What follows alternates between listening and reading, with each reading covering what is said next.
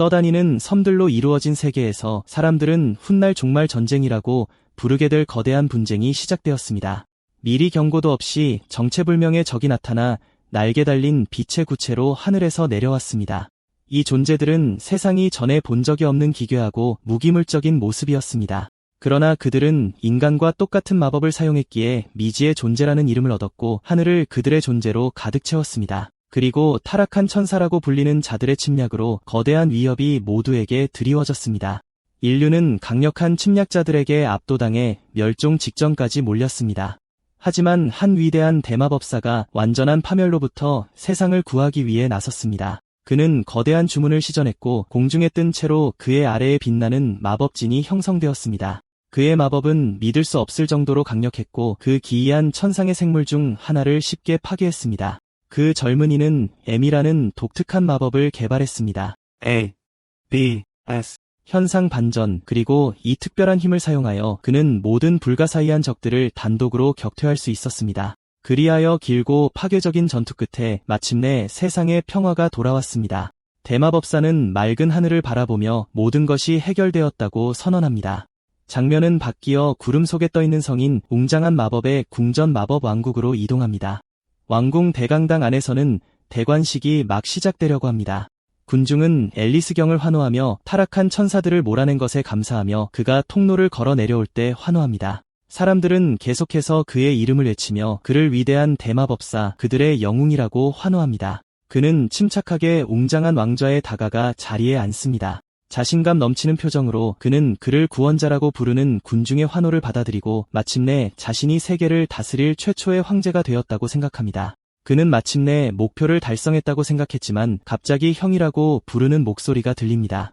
새 황제는 그의 얼굴에 알아차리는 표정을 지으며 말하는 사람이 소피아임을 확인합니다. 그 젊은이는 앨리스의 남동생인 소피아로 소개되며 형에게 필요한 것이 무엇인지 묻습니다. 그러자 소피아는 스스로를 바로잡아 대마법사를 형이 아닌 최초의 황제라고 부르며 자신이 왕관을 수여할 수 있는지 묻고 이는 새 통치자를 놀라게 합니다.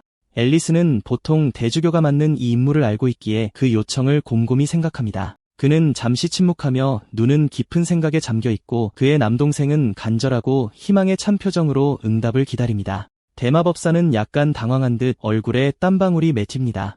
그러자 대주교가 끼어들어 소피아가 의식을 수행한다면 영광일 것이라고 말합니다. 앨리스는 작은 미소를 지으며 동의하고 진행하라고 말하고 소피아는 크게 기뻐합니다. 남동생은 몹시 기뻐하며 감사하고 엄청나게 행복하다고 말합니다. 앨리스는 소피아가 세상에서 그의 유일한 형제이기 때문에 그 또한 행복하다고 대답합니다. 대주교와 다른 사제들은 따뜻한 미소를 지으며 결정을 승인합니다. 드디어 영웅이 공식적으로 황제로 즉위할 순간이 왔습니다. 군중은 다시 한번 환호하며 그들의 구원자이자 마기스 궁전의 통치자를 축하합니다. 그리고 소피아는 왕관을 들고 준비가 되었다고 발표하며 그의 형의 머리에 씌우려고 준비하고 왕관을 부드럽게 씌우며 지금까지 그를 위해 해준 모든 것에 대해 형에게 감사합니다. 하지만 그러다가 어두운 미소를 지으며 그의 말에 오싹한 작별 인사를 덧붙입니다. 순간 새 황제는 얼굴에 핏방울이 튀면서 날카롭고 갑작스러운 고통을 느낍니다.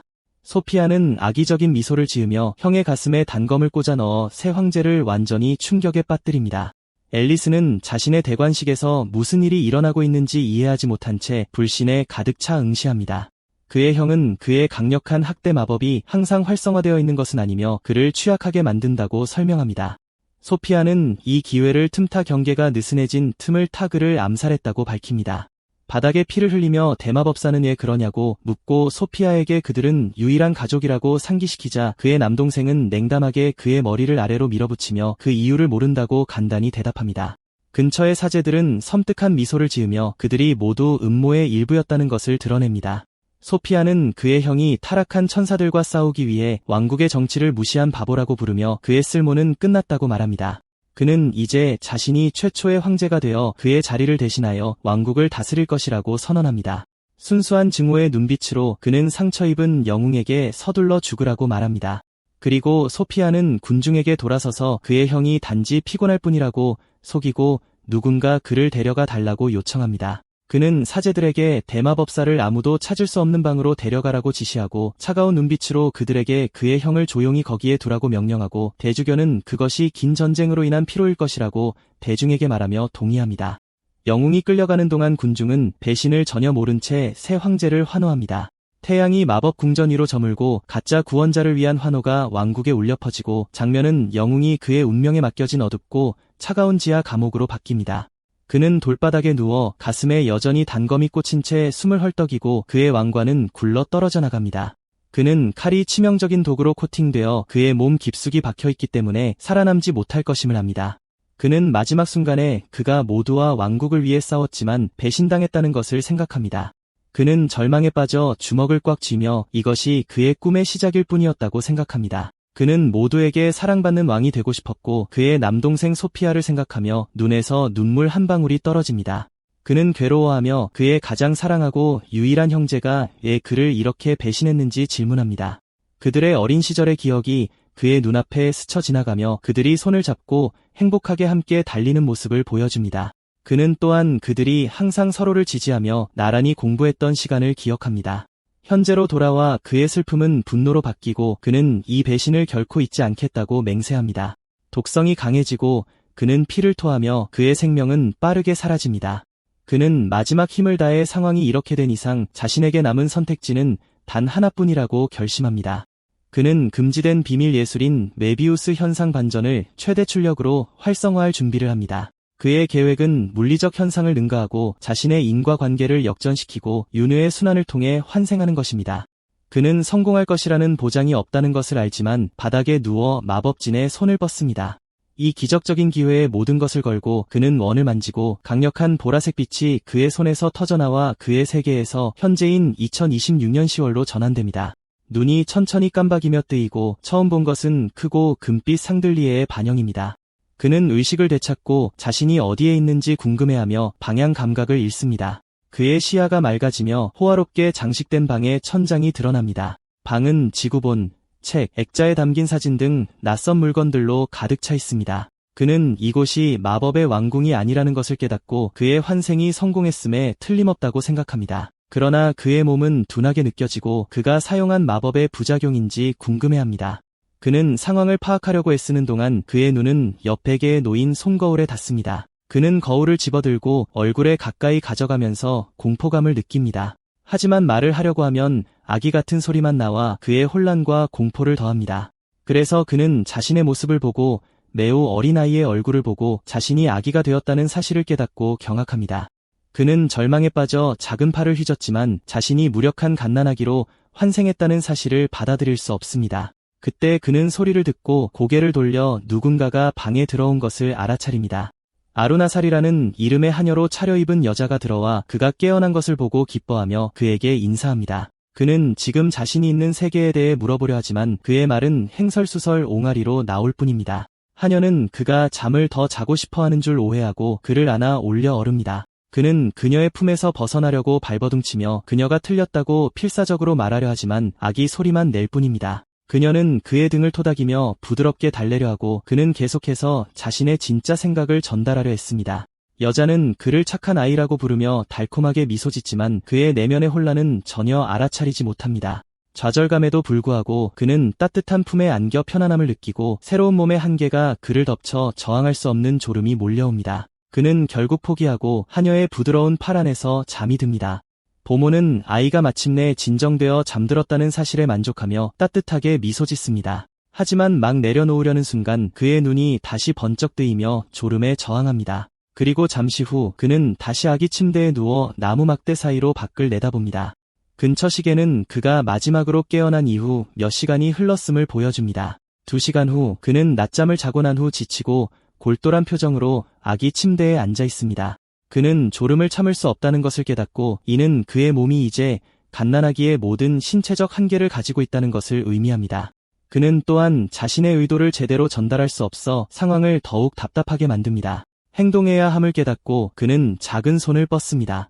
이 새로운 세계에 대해 배울 방법을 찾기로 결심한 그는 아기 침대의 걸쇠를 풀고 자신의 신체적 제약 안에서 효율적으로 움직여야 한다고 결심합니다. 침대 옆면이 열리자 그와 친구가 바닥으로 떨어지면서 큰 소리가 나고 그 소리에 쟁반을 들고 방으로 막 들어오려던 하녀가 깜짝 놀랍니다. 그녀는 문을 열고 바닥에 책 더미에 둘러싸인 아기를 발견합니다. 그녀는 엉망진창인 모습에 완전히 충격을 받고 두 눈은 믿을 수 없다는 듯 커집니다. 책들이 여기저기 흩어져 있습니다. 어떤 책은 글과 그림이 있는 페이지가 펼쳐져 있습니다. 역사, 지리, 그리고 다양한 다른 주제에 대한 책들이 그의 주위에 쌓여 있습니다. 어린 아이는 그 모든 것의 한가운데 앉아 강렬한 집중력으로 책을 읽고 있습니다. 그는 데이터처럼 들리는 무언가를 옹알거리며 설명하려는 듯 책을 가리킵니다. 하녀는 아기가 어떻게 혼자서 침대에서 나왔는지 놀라워하며 재빨리 그를 안아 올려 다친 곳이 없는지 확인하고 잠시 동안 놀라움보다 걱정이 앞섭니다. 다치지 않았다는 사실에 안도하며 그녀는 안도의 한숨을 내쉽니다. 다행히 그는 안전하고 그녀는 그를 하이체어에 앉히고 그가 자신을 놀라게 했으며 아기는 잠시도 혼자 둘 수 없다고 말합니다. 그러고 나서 보모는 그의 식사를 준비하며 준비하는 동안 잠시 기다리라고 말합니다.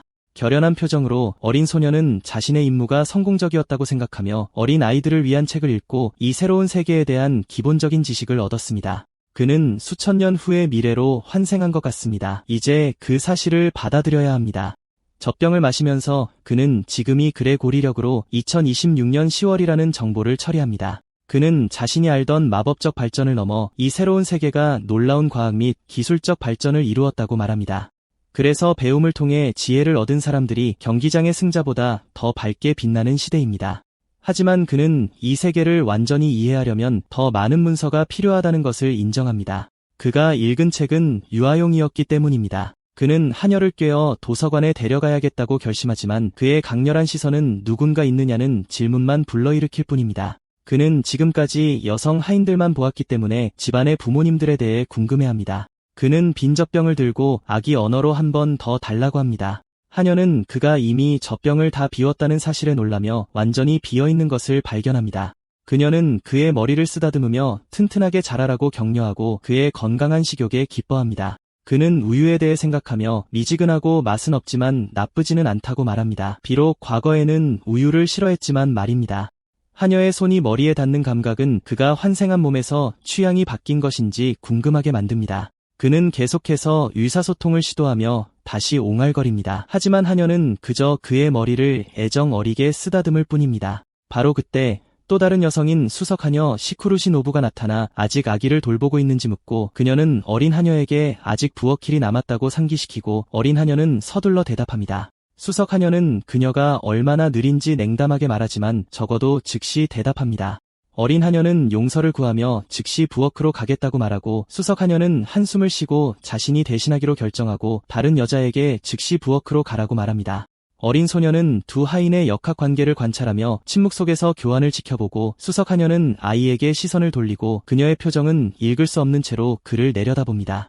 그녀는 이전 하녀의 따뜻함과는 대조적으로 진지하고 약간 위협적인 시선으로 그를 바라봅니다. 그녀가 다가오면서 작은 천을 집어들고 아기를 돌보는 임무를 맡을 준비를 합니다. 어린아이는 호기심 어린 표정으로 수석하녀를 지켜보며 그녀가 무엇을 하고 있는지 궁금해합니다. 그는 엄격해 보이는 여자가 방을 돌아다니며 자신이 어지럽힌 것을 정리하는 것을 관찰하고 화려한 카페트 위에 흩어져 있는 책을 집어들기 시작합니다. 그리고 바닥에서 모든 책을 모은 후 그녀는 깔끔하게 책장에 다시 꽂아 놓습니다. 그래서 책장이 실제로 숨겨진 문이라는 것이 밝혀지고 그녀는 심각한 표정으로 문을 닫습니다. 책이 있던 자리 뒤에서 그녀는 반짝이는 보석으로 가득 찬 작고 화려한 상자를 발견합니다. 주변을 재빨리 둘러보며 아무도 보지 않는지 확인한 후 그녀는 몰래 상자를 앞치마 주머니에 넣습니다. 환생한 대마법사는 이 행동을 면밀히 지켜보고 깨달음의 표정이 그의 얼굴에 떠오르며 그녀가 무언가를 훔쳐 아기의 엉망진창 탓으로 돌릴 수 있다고 생각하며 주인은 결코 그녀를 의심하지 않을 것이라고 확신합니다. 그러고 나서 그녀는 아이에게 몸을 돌려 자신의 도둑질이 목격되었다는 사실을 전혀 모릅니다. 어린 소년의 표정이 바뀌고 그의 눈은 아기에게는 너무나 지적인 표정으로 가늘어집니다. 수석하녀는 그의 이상한 시선을 알아차린 듯하고 그녀의 눈에는 짜증이 스쳐 지나갑니다. 위협적인 분위기가 그녀를 감싸고 그녀는 그의 건방진 표정에 의문을 제기하며 엄격한 훈련이 필요하다고 생각합니다. 그러고 나서 그녀는 보온병을 집어들고 그의 우유를 데우기 위해 사용하고 있었다고 말하며 잔인한 미소를 지으며 뜨거운 액체가 그에게 튀면 어떤 울음소리를 낼지 궁금해합니다. 그러고 나서 하녀는 심각한 고통을 주려고 뜨거운 액체를 그에게 직접 던집니다. 하지만 물이 닿기 직전 물은 공중에서 얼어붙어 아이 주위에 무해하게 매달려 있습니다. 어린 소녀는 물방울 방패 안에서 침착하게 바라보며 액체는 완전히 미동도 하지 않습니다. 그의 눈은 강력한 보라색 에너지로 빛나기 시작하고 그의 표정은 진지하고 환한 표정으로 바뀝니다. 그는 마법, 즉 현상 역전을 활성화하고 뜨거운 물은 하녀를 향해 되돌아갑니다. 수석 하녀는 멍한 침묵 속에서 물이 어떻게 멈추고 이제 자신을 향해 돌아오고 있는지 이해하지 못합니다. 반응하기도 전에 뜨거운 액체가 온몸에 튀어 그녀는 날카로운 비명을 지릅니다. 그녀는 바닥에 쓰러져 고통에 몸부림치며 얼마나 뜨거운지 비명을 지르며 화상을 시키기 위해 필사적으로 물을 구합니다. 소란 속에서 훔친 진주 팔찌가 그녀의 앞치마 주머니에서 튀어나와 그녀의 도둑질을 폭로합니다. 보석은 공중을 날아 어린아이의 작은 손에 완벽하게 착지합니다. 만족스러운 표정으로 그는 팔찌를 들고 이 아기 몸에서도 자신의 마법 능력이 여전히 온전하다는 것을 깨닫습니다. 다음 날 현대적인 모습의 대저택 밖에서 새로운 계획이 시작됩니다. 보모는 근처의 놀이공원에 가는 것이 아이에게 즐거운 나들이가 될 것이라고 생각하고 유모차를 밀고 가면서 분수와 그네에 대해 이야기합니다.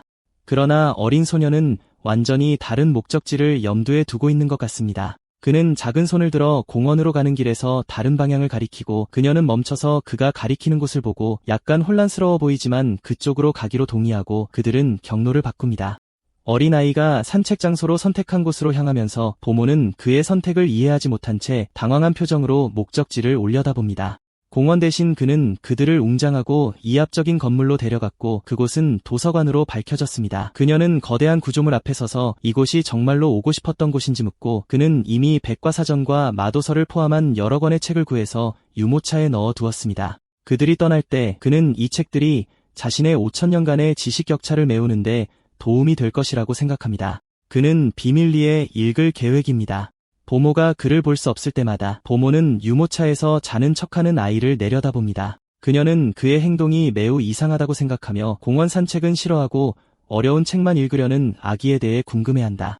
특이한 외출 후 그들은 마침내 집으로 돌아오고 보모는 큰 현관문을 열고 유모차를 밀어넣으며 산책에서 돌아왔다고 알린다. 거실에는 남자와 여자가 기다리고 있고 여자는 기쁜 듯이 그들이 돌아왔다고 외친다. 그래서 보모는 그들에게 정식으로 인사를 하며 집주인과 안주인이라고 부른다. 여자는 흥분하며 달려와 아기에게 손을 뻗고 앨리스라고 기쁘게 그의 이름을 외친다. 여주인은 보모에게 약간 당황한 표정으로 질문을 던진다. 그러고 나서 그녀는 어린 아이를 안아들고 혼자 둬서 미안하다고 사과하며 꼭 껴안는다. 소녀는 상황을 파악하고 이 두 사람이 자신의 새 부모이고 자신의 옛 이름인 앨리스를 공유한다는 것을 깨닫는다. 그러자 방금 돌아온 다른 하녀가 부부에게 시간을 가지라고 말하며 저녁 식사를 준비하러 간다. 안겨있는 동안 그는 자신의 새 어머니를 관찰하고 정말 귀엽다고 속으로 생각한다. 아버지는 아내에게 자신의 건강이 좋지 않아 미안하다고 말하며 자신의 상태를 질질 끈 탓이라고 말하고 아내는 그의 사과를 재빨리 일축하며 지금은 그의 병이 가장 중요하다고 말한다. 어린아이는 그들의 대화를 엿듣고 걱정하며 이 병에 대해 궁금해하고 아버지는 미국의 최첨단 의료시설조차도 자신을 도울 수 없었다고 한탄하고 아내는 포기할 수 없고 치료법을 계속 찾아야 한다고 주장하며 낙관적으로 노력한다.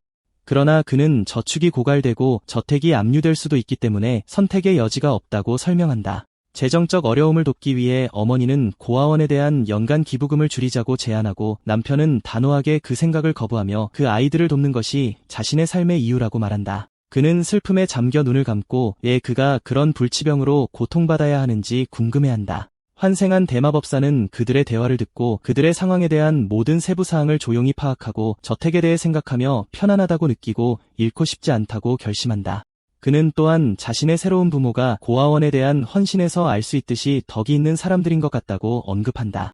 새로운 결심으로 그의 과거와 현재의 자아가 합쳐지면서 그는 이 부부를 구하기로 결심한다. 그는 아버지에게 손을 뻗어 안기고 싶어하는 듯 옹알이를 하고 어머니는 그의 몸짓을 해석한다. 남자는 아들을 팔에 안지만 그의 말은 암울하다. 그는 그를 오래 안고 있을 수 없을지도 모른다고 말한다. 그는 미부야 현상 반전 마법을 사용하여 새 아버지의 질병을 진단하기로 결심한다. 그는 자신의 마법 출력을 억제하고 아버지의 신체 스캔을 위해 반전의 2차 효과를 적용한다. 그는 인간 해부학이 1000년 후에도 변하지 않은 것 같다고 지적하고 마법 경락의 이상을 확인하기 시작한다. 그는 남자의 마법 경로 중 하나의 막힘을 식별하여 문제를 신속하게 찾아낸다. 그는 손을 뻗어 아버지의 가슴을 만지고 아들이 무엇을 하려고 하는지 묻는다. 어린아이는 자신이 발견한 막힘을 제거하기 위해 마법을 사용할 준비를 하며 에너지를 집중한다. 그는 아버지의 경혈에 작은 마법 맥박을 보내고 남자는 깜짝 놀라 몸을 움찔한다. 남자는 뒤로 비틀거리며 고통스러워하고 아내는 당황하여 그의 곁으로 달려온다. 그는 몸에서 이상한 감각을 느끼고 무슨 일이 일어나고 있는지 이해하려고 애쓰면서 이마에 땀방울이 맺힌다. 그는 가슴에 손을 얹는다. 낯설면서도 긍정적인 이상한 느낌을 알아차린다. 그는 자신의 상태가 호전되고 있다는 것을 깨닫고 희망의 불꽃이 피어오르고 그의 건강이 확실히 좋아지고 있다고 확인하면서 미소가 얼굴에 퍼진다. 그는 기분이 훨씬 좋아졌다고 외치고 아내는 기적인지 궁금해하고 어린 대마법사는 이 남자의 생명이 이제 자신이 개입했으니 안전할 것이라고 만족하며 지켜본다. 그러나 마법을 사용하면 작은 몸에 큰 타격을 입히고 극심한 졸음을 느낀다. 그는 깨어있으려고 애쓰지만 탈지는 그의 유아 형태가 감당하기에는 너무 크다. 마법을 너무 많이 써서 완전히 지쳐버린 그는 아버지의 팔에 안겨 잠이 든다. 잠시 후 그는 갑작스러운 낮잠에서 약간 방향 감각을 잃고 깜짝 놀라 깨어난다. 그는 어머니가 가까운 의자에서 평화롭게 잠들어 있는 것을 보고 그날의 스트레스가 마침내 그녀를 덮쳤다는 것을 알게 된다. 그는 마법을 사용하면 자신의 유아 몸이 그 부담을 감당할 수 없고 압도적인 졸음이 그를 덮친다는 것을 깨닫는다. 그는 자신의 몸이 자라서 체력을 키울 때까지는 무모하게 마법을 사용하는 것을 피해야 한다는 것을 이해한다. 하지만 그럼에도 불구하고 그는 자신의 무비에스트 마법을 활성화하여 손에 작은 빛나는 원을 형성한다. 그는 자신의 힘을 사용하여 방 건너편 테이블에서 무거운 책과 우유병을 공중에 띄운다. 그의 작은 체구에 놀라울 정도로 쉽게 그는 그 물건들이 자신의 침대로 날아올 때 둘 다 잡는다. 그는 우유를 마시면서 책을 읽기 시작하면서 무모한 행동은 단 한 번뿐이었다고 스스로에게 말한다. 보름달이 조용한 땅을 비추는 가운데 큰 저택에 밤이 찾아온다. 침대에 누워있는 어린아이는 자신의 새로운 부모와 집이 이제 안전하다는 것을 알고 만족감을 느낀다. 그러나 천장을 바라보면서 그는 이 시대에 자신의 환생의 진정한 의미를 생각하기 시작한다. 그는 이 시대에 자신의 환생에 대한 이유가 있을 것이라고 확신하며 그것을 발견하기로 결심한다.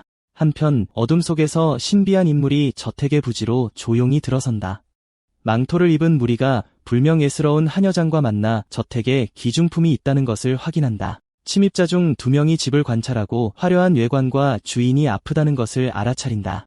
또 다른 한 명은 주인이 너무 친절해서 집 주변의 경비가 극히 허술하다고 덧붙이고 붕대를 감은 하녀는 참을성 없이 저택으로 가는 길을 보여준 대가로 돈을 요구한다. 그룹의 리더는 돈 가방을 그녀에게 던져주며 거래를 마무리하고 사악한 미소를 지으며 침입하여 안에서 자신들을 볼 수 있는 사람은 누구든 죽이라는 명령을 내린다. 그러고 나서 그는 아기에게조차 자비를 베풀지 말라는 섬뜩한 지시를 내리고 그의 추종자들은 동의하고 침입자 무리는 달빛 아래 저택을 습격할 준비를 한다. 안에서는 어린 대마법사가 평화롭게 잠들어 있고 다가오는 위험을 전혀 감지하지 못하지만 갑자기 침대에서 일어나 강력하고 악의적인 존재를 감지하면서 눈을 번쩍 뜬다.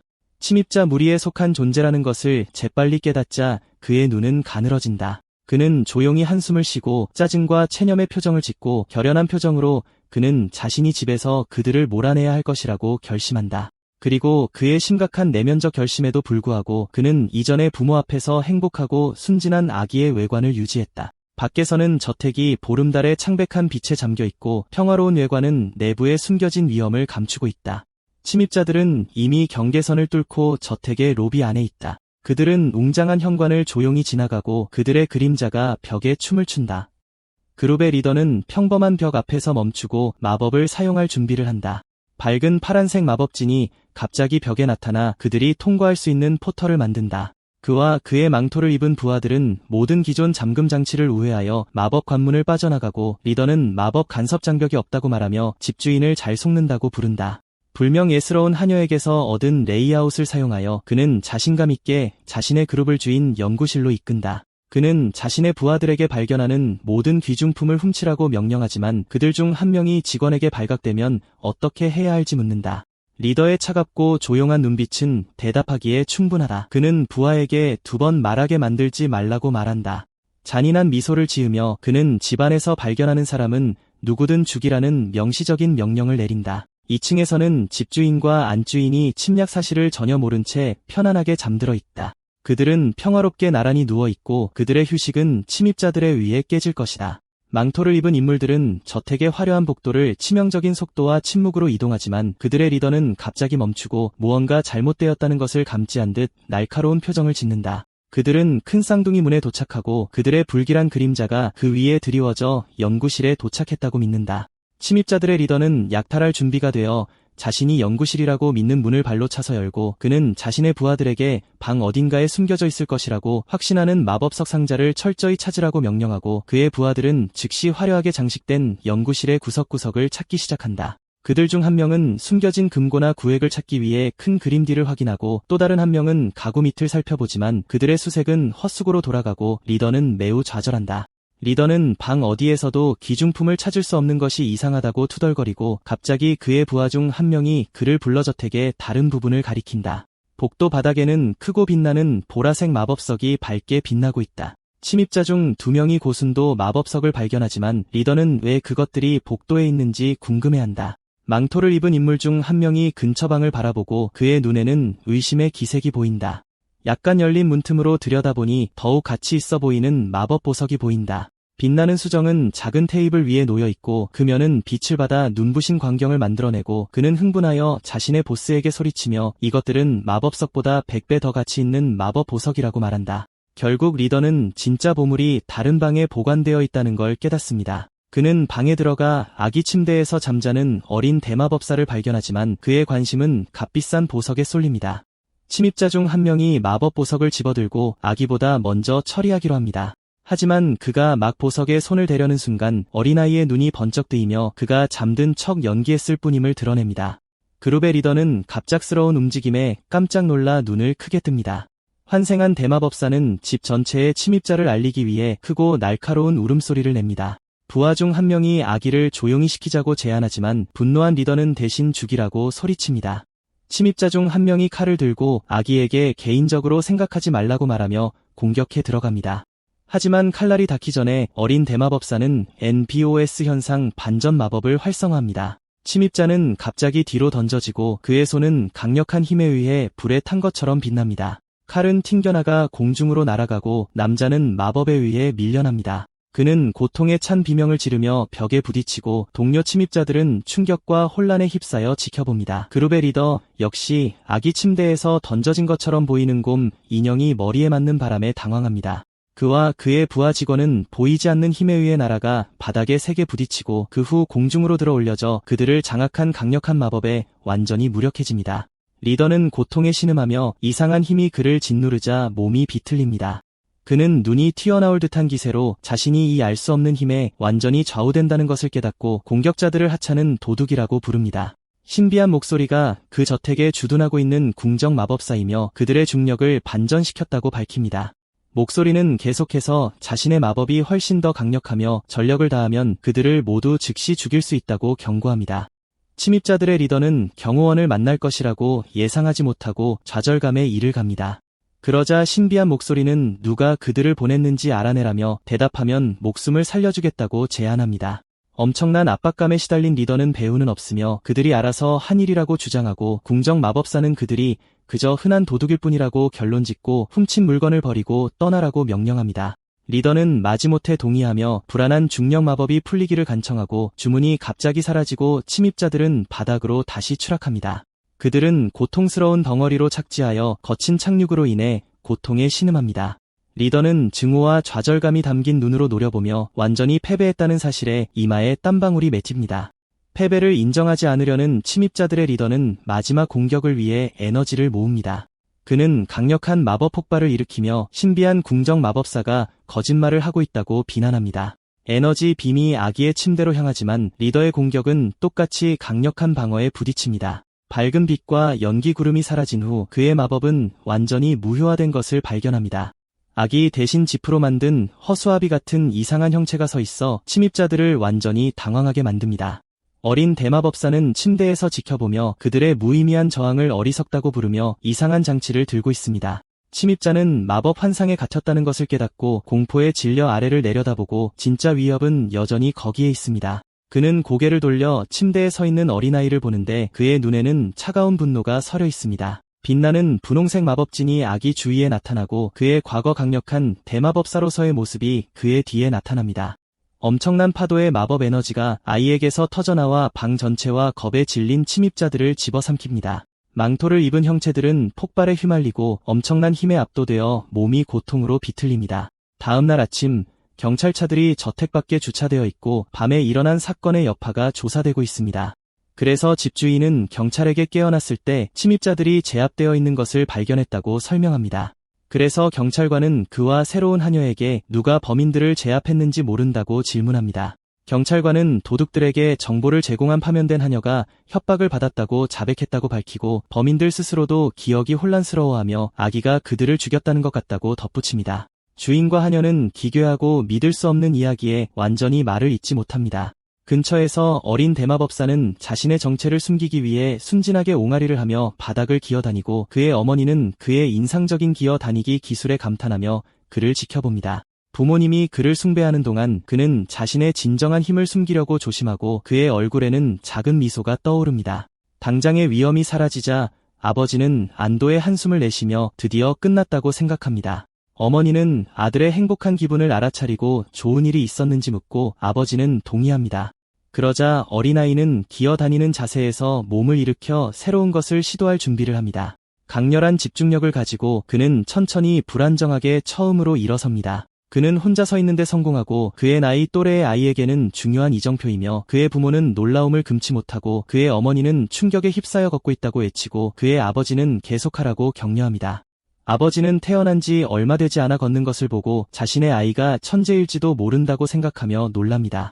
어린 대마법사는 부모님의 숭배적인 칭찬을 즐기며 행복한 아기의 모습을 유지하고 아버지는 그의 아들의 놀라운 발전에 감탄하며 기쁨에 겨워 그를 안아 올립니다. 그러나 어머니는 남편이 과장한다고 생각하지만 분명히 행복하고 자랑스러워합니다. 어린아이는 걷기를 통한 신체적 독립이 지금으로서는 좋은 시작이라고 생각하며 만족합니다. 그는 자신의 지능뿐만 아니라 신체도 훈련해야 한다는 것을 알고 있습니다. 그러나 그는 또한 너무 많은 신동이 되는 것이 문제가 될 수 있다는 것을 알고 있습니다. 그는 자신의 정체를 유지하면서 비밀리에 공부를 계속하면서 조용하고 눈에 띄지 않게 성장해야 한다고 결정합니다. 그래서 새로운 하녀는 그에게 책더미에 앉아있는 동안 신선한 우유 한 병을 가져다 줍니다. 이미 독서에 몰두한 그녀는 경외심과 불신감으로 그를 지켜보고 그녀의 이마에는 땀방울이 맺혀 있습니다. 그녀는 이 아이가 진정한 천재라고 확신합니다. 그녀는 자신의 놀라운 능력을 직접 목격한 후 그녀의 목소리는 흥분과 충격으로 가득 차서 주인과 안주인에게 자신이 본 것을 말하기 위해 달려갑니다. 하녀는 그들의 아들이 책을 갖기를 고집했고 아침 내내 그 책들을 읽고 있었다고 설명합니다. 아버지는 아들을 멍하니 바라보고 자신의 아이가 재능이 있는지 궁금해하며 순수한 놀라움이 그의 얼굴에 드러납니다. 환생한 대마법사는 그의 부모님의 흥분된 계획을 듣고 있으며 그의 얼굴에는 사려 깊은 표정이 나타납니다. 아버지는 기뻐하며 그들의 아들을 마법과학부 교육기관에 등록해야 한다고 결정합니다. 그의 부모님이 그의 미래를 논의하는 동안 어린아이는 침묵을 지키며 책더미 속에서 자신의 공부를 계속합니다. 그는 두꺼운 역사책에 몰두하고 있으며 그의 작은 손은 고대 텍스트를 따라가며 정보를 흡수합니다. 그 책은 5000년 전 세계가 초고대 문명의 본거지였으며 마법 왕국 매직스 궁전이었다고 밝힙니다. 이 영웅적인 국가는 신비한 타락한 천사들을 격퇴하고 세계의 평화를 가져왔지만 역사책은 이제 이 국가의 통치자가 초대 황제 소피아였다고 주장합니다. 텍스트는 소피아를 묵시록 전쟁을 지휘했고 그의 후손들이 번성한 위대한 대마법사라고 설명합니다. 그것은 5000년이 지난 후에도 그 왕국의 혈통이 계속해서 세계를 지배하고 있다고 명시합니다. 현대 세계의 평화는 초대 황제의 통치에 기인하며 초강대국조차 그의 영향력 아래에 있습니다. 현재 세계 황제는 마법 전사릿이 지키는 마법 왕국에서 통치하는 100번째 소피아이고 어린 대마법사는 이 새로운 정보를 처리하여 그들이 역사에서 그의 존재를 완전히 지웠다는 것을 깨닫습니다. 그리고 그는 손을 책에 얹고 역사는 종종 승리자들에 의해 자신들의 편의를 위해 왜곡된다는 것을 인정합니다. 그의 형 소피아와 그의 배신의 정도를 생각하면서 순수한 분노가 그의 얼굴에 나타납니다. 그리고 음산한 미소를 지으며 그는 이 거짓 역사가 용납되지 않을 것이라고 결심합니다. 그는 진실을 폭로하고 진정한 역사를 밝히겠다고 맹세하며 5000년 후 복수를 추구합니다. 그는 자신의 목표를 달성하고 정당한 자리를 되찾기 위해 자신의 고유한 마법인 알비오스 현상 반전을 사용할 것입니다. 갑자기 그의 강렬한 감정으로 인해 그의 마법이 솟아오르고 하녀는 놀라서 그의 이름을 부르고 그와 그의 주위의 모든 책이 떠오르기 시작하고 그의 넘치는 힘으로 인한 폴터가이스트 현상입니다. 자신이 무의식적으로 중력을 반전시켜 잠시 통제력을 잃었다는 것을 깨닫고 마음속으로 저주합니다. 하녀는 완전히 공포에 질려 그녀의 얼굴은 충격으로 창백해지고 무슨 일이 일어났는지 이해하려고 노력하고 그녀는 주인을 위해 방에서 뛰쳐나가 그녀의 무능함에 대해 용서를 구걸합니다. 그날 밤 늦게 저택은 다시 조용해지고 보름달이 하늘에서 밝게 빛납니다. 어린 대마법사는 걷기 연습을 하고 있고 그의 부모님은 그가 내딛는 걸음마다 격려합니다. 그래서 그는 비틀거리며 몇 걸음 걷고 나서 엄마라고 말하려 하지만 그것은 내 것으로 나옵니다. 엄마가 깜짝 놀라는 와중에 아빠라고 말하려 하자 아빠도 아들의 첫마디에 똑같이 놀랍니다. 두 부모는 아들이 그렇게 빨리 자신들의 이름을 부른다는 사실에 믿을 수 없을 정도로 놀랍니다. 아버지는 아들이 어린 나이에 말을 배운 것을 보면 아들이 재능이 있다고 확신합니다. 그때 하녀가 저녁 준비가 다 되었다고 알리러 들어오고 어머니는 아들과 놀면서 시간이 너무 빨리 가서 벌써 그렇게 늦었다는 사실에 놀라며 아들을 향해 달콤한 미소를 지으며 그의 이름을 부릅니다. 그러고는 따뜻함과 애정이 가득한 목소리로 그와 함께 목욕할 시간이라고 말합니다. 젊은 대마법사는 그 제안에 당황하고 혼란스러운 표정을 짓자 어머니는 그의 속마음을 전혀 모른 채 즐겁게 목욕 시간이라고 되풀이합니다. 그는 정화 마법으로 목욕 없이도 자신을 깨끗하게 할 수 있다고 생각하며 거부하려 하지만 어머니는 그가 뛰어놀며 땀을 흘렸으니 목욕은 필수라고 주장합니다. 그는 환생한 몸으로도 집안 여인과의 목욕은 피할 수 없다는 생각에 당황합니다. 필사적으로 도망치기 위해 그는 아버지에게 달려가 도움을 요청합니다. 아버지는 아들이 자신을 너무 좋아하는 것 같아 기뻐하며 아들과 함께 목욕하는데 흔쾌히 동의합니다. 그리하여 젊은 대마법사의 새로운 삶을 헤쳐나가는 첫날은 예상치 못한 어려움으로 가득 차게 되고 젊은 대마법사는 무사히 하루를 보낸 것에 안도하며 침대에 안전하게 눕습니다. 그는 자신의 목표에 대해 생각하는데 현재 황제는 그의 배신적인 형제의 후손임을 기억하며 그 목표는 이제 분명해졌습니다. 그는 작은 주먹을 꽉 쥐며 역사의 진실로 그들에게 맞서 자신의 유산을 되찾겠다고 맹세하지만 그는 인내심을 갖고 그의 갓난아이의 몸이 앞으로 닥칠 일에 충분히 강해질 때까지 기다려야 한다는 것을 알고 있습니다. 3년 후 벚꽃으로 둘러싸인 웅장한 성 같은 건물이 시야에 들어오고 어린 소년의 부모는 그에게 여기가 그가 다니게 될 유치원이라고 말하며 그는 최선을 다할 것을 맹세합니다. 이제 3살이 된 아스카 이리스는 새로운 제복을 입고 학교 첫날을 맞이할 준비가 되어 자랑스럽게 서 있고 밝은 미소를 지으며 부모님을 향해 그런 명문 유치원에 등록해주셔서 감사하다고 말합니다. 부모님과 함께 걸으면서 그는 새로운 선생님, 친구들과 잘 지내기를 바라지만 괴롭힘을 당할까 봐 걱정도 됩니다. 장난기 가득한 눈빛으로 그는 어쩌면 자신이 모든 문제의 원인이 될지도 모른다고 생각합니다. 그는 다른 부모들이 적성시험에서 만점을 받는 등 자녀의 업적에 대해 자랑하는 것을 엿듣고 한 어머니는 남편이 마법연구소 소장이라고 자랑합니다. 3번째 부모는 마법협동 조합 모임에서 만났다고 말합니다. 젊은 대마법사는 그들을 관찰하며 이들이 이 새로운 세계의 엘리트 후보자들의 자녀임을 깨닫습니다. 사립 루미너스 유치원의 입학식이 웅장한 홀에서 시작됩니다. 원장은 신입생들을 환영하며 스포츠와 마법 예술을 최첨단 커리큘럼으로 공부하게 될 것이라고 말합니다. 그 어린 소녀는 이것이 조직화된 사회에서의 첫 경험이라고 생각하며 귀에 깊게 듣고 있으며 그는 자신의 방식으로 처리할 것입니다. 그러고는 장면이 활기찬 아이들로 가득한 루미너스 유치원의 스타 반교실로 바뀝니다. 머리를 똥머리로 묶은 쾌활한 여성이 자신을 스타반 선생님인 셀리 선생님이라고 소개합니다. 아이들은 모두 열정적으로 그녀에게 인사하지만 젊은 대마법사는 조용히 관찰하며 무리에서 떨어져 있습니다. 젊은 대마법사는 미동도 없는 표정을 유지하며 교실 분위기를 관찰합니다. 그는 반 친구 2명에게 이끌려 춤을 추지만 지루하고 무관심한 표정은 여전합니다. 미술 시간에 다른 학생이 그의 인상적인 그림을 경외와 혼란이 섞인 표정으로 바라봅니다. 그는 선생님의 열정적인 읽기에 전혀 몰입하지 않고 똑같이 무관심한 표정으로 동화 시간을 보냅니다. 선생님은 그의 참여 부족을 알아차리고 무슨 문제가 있는지 묻지만 그는 괜찮다고 간단히 대답합니다.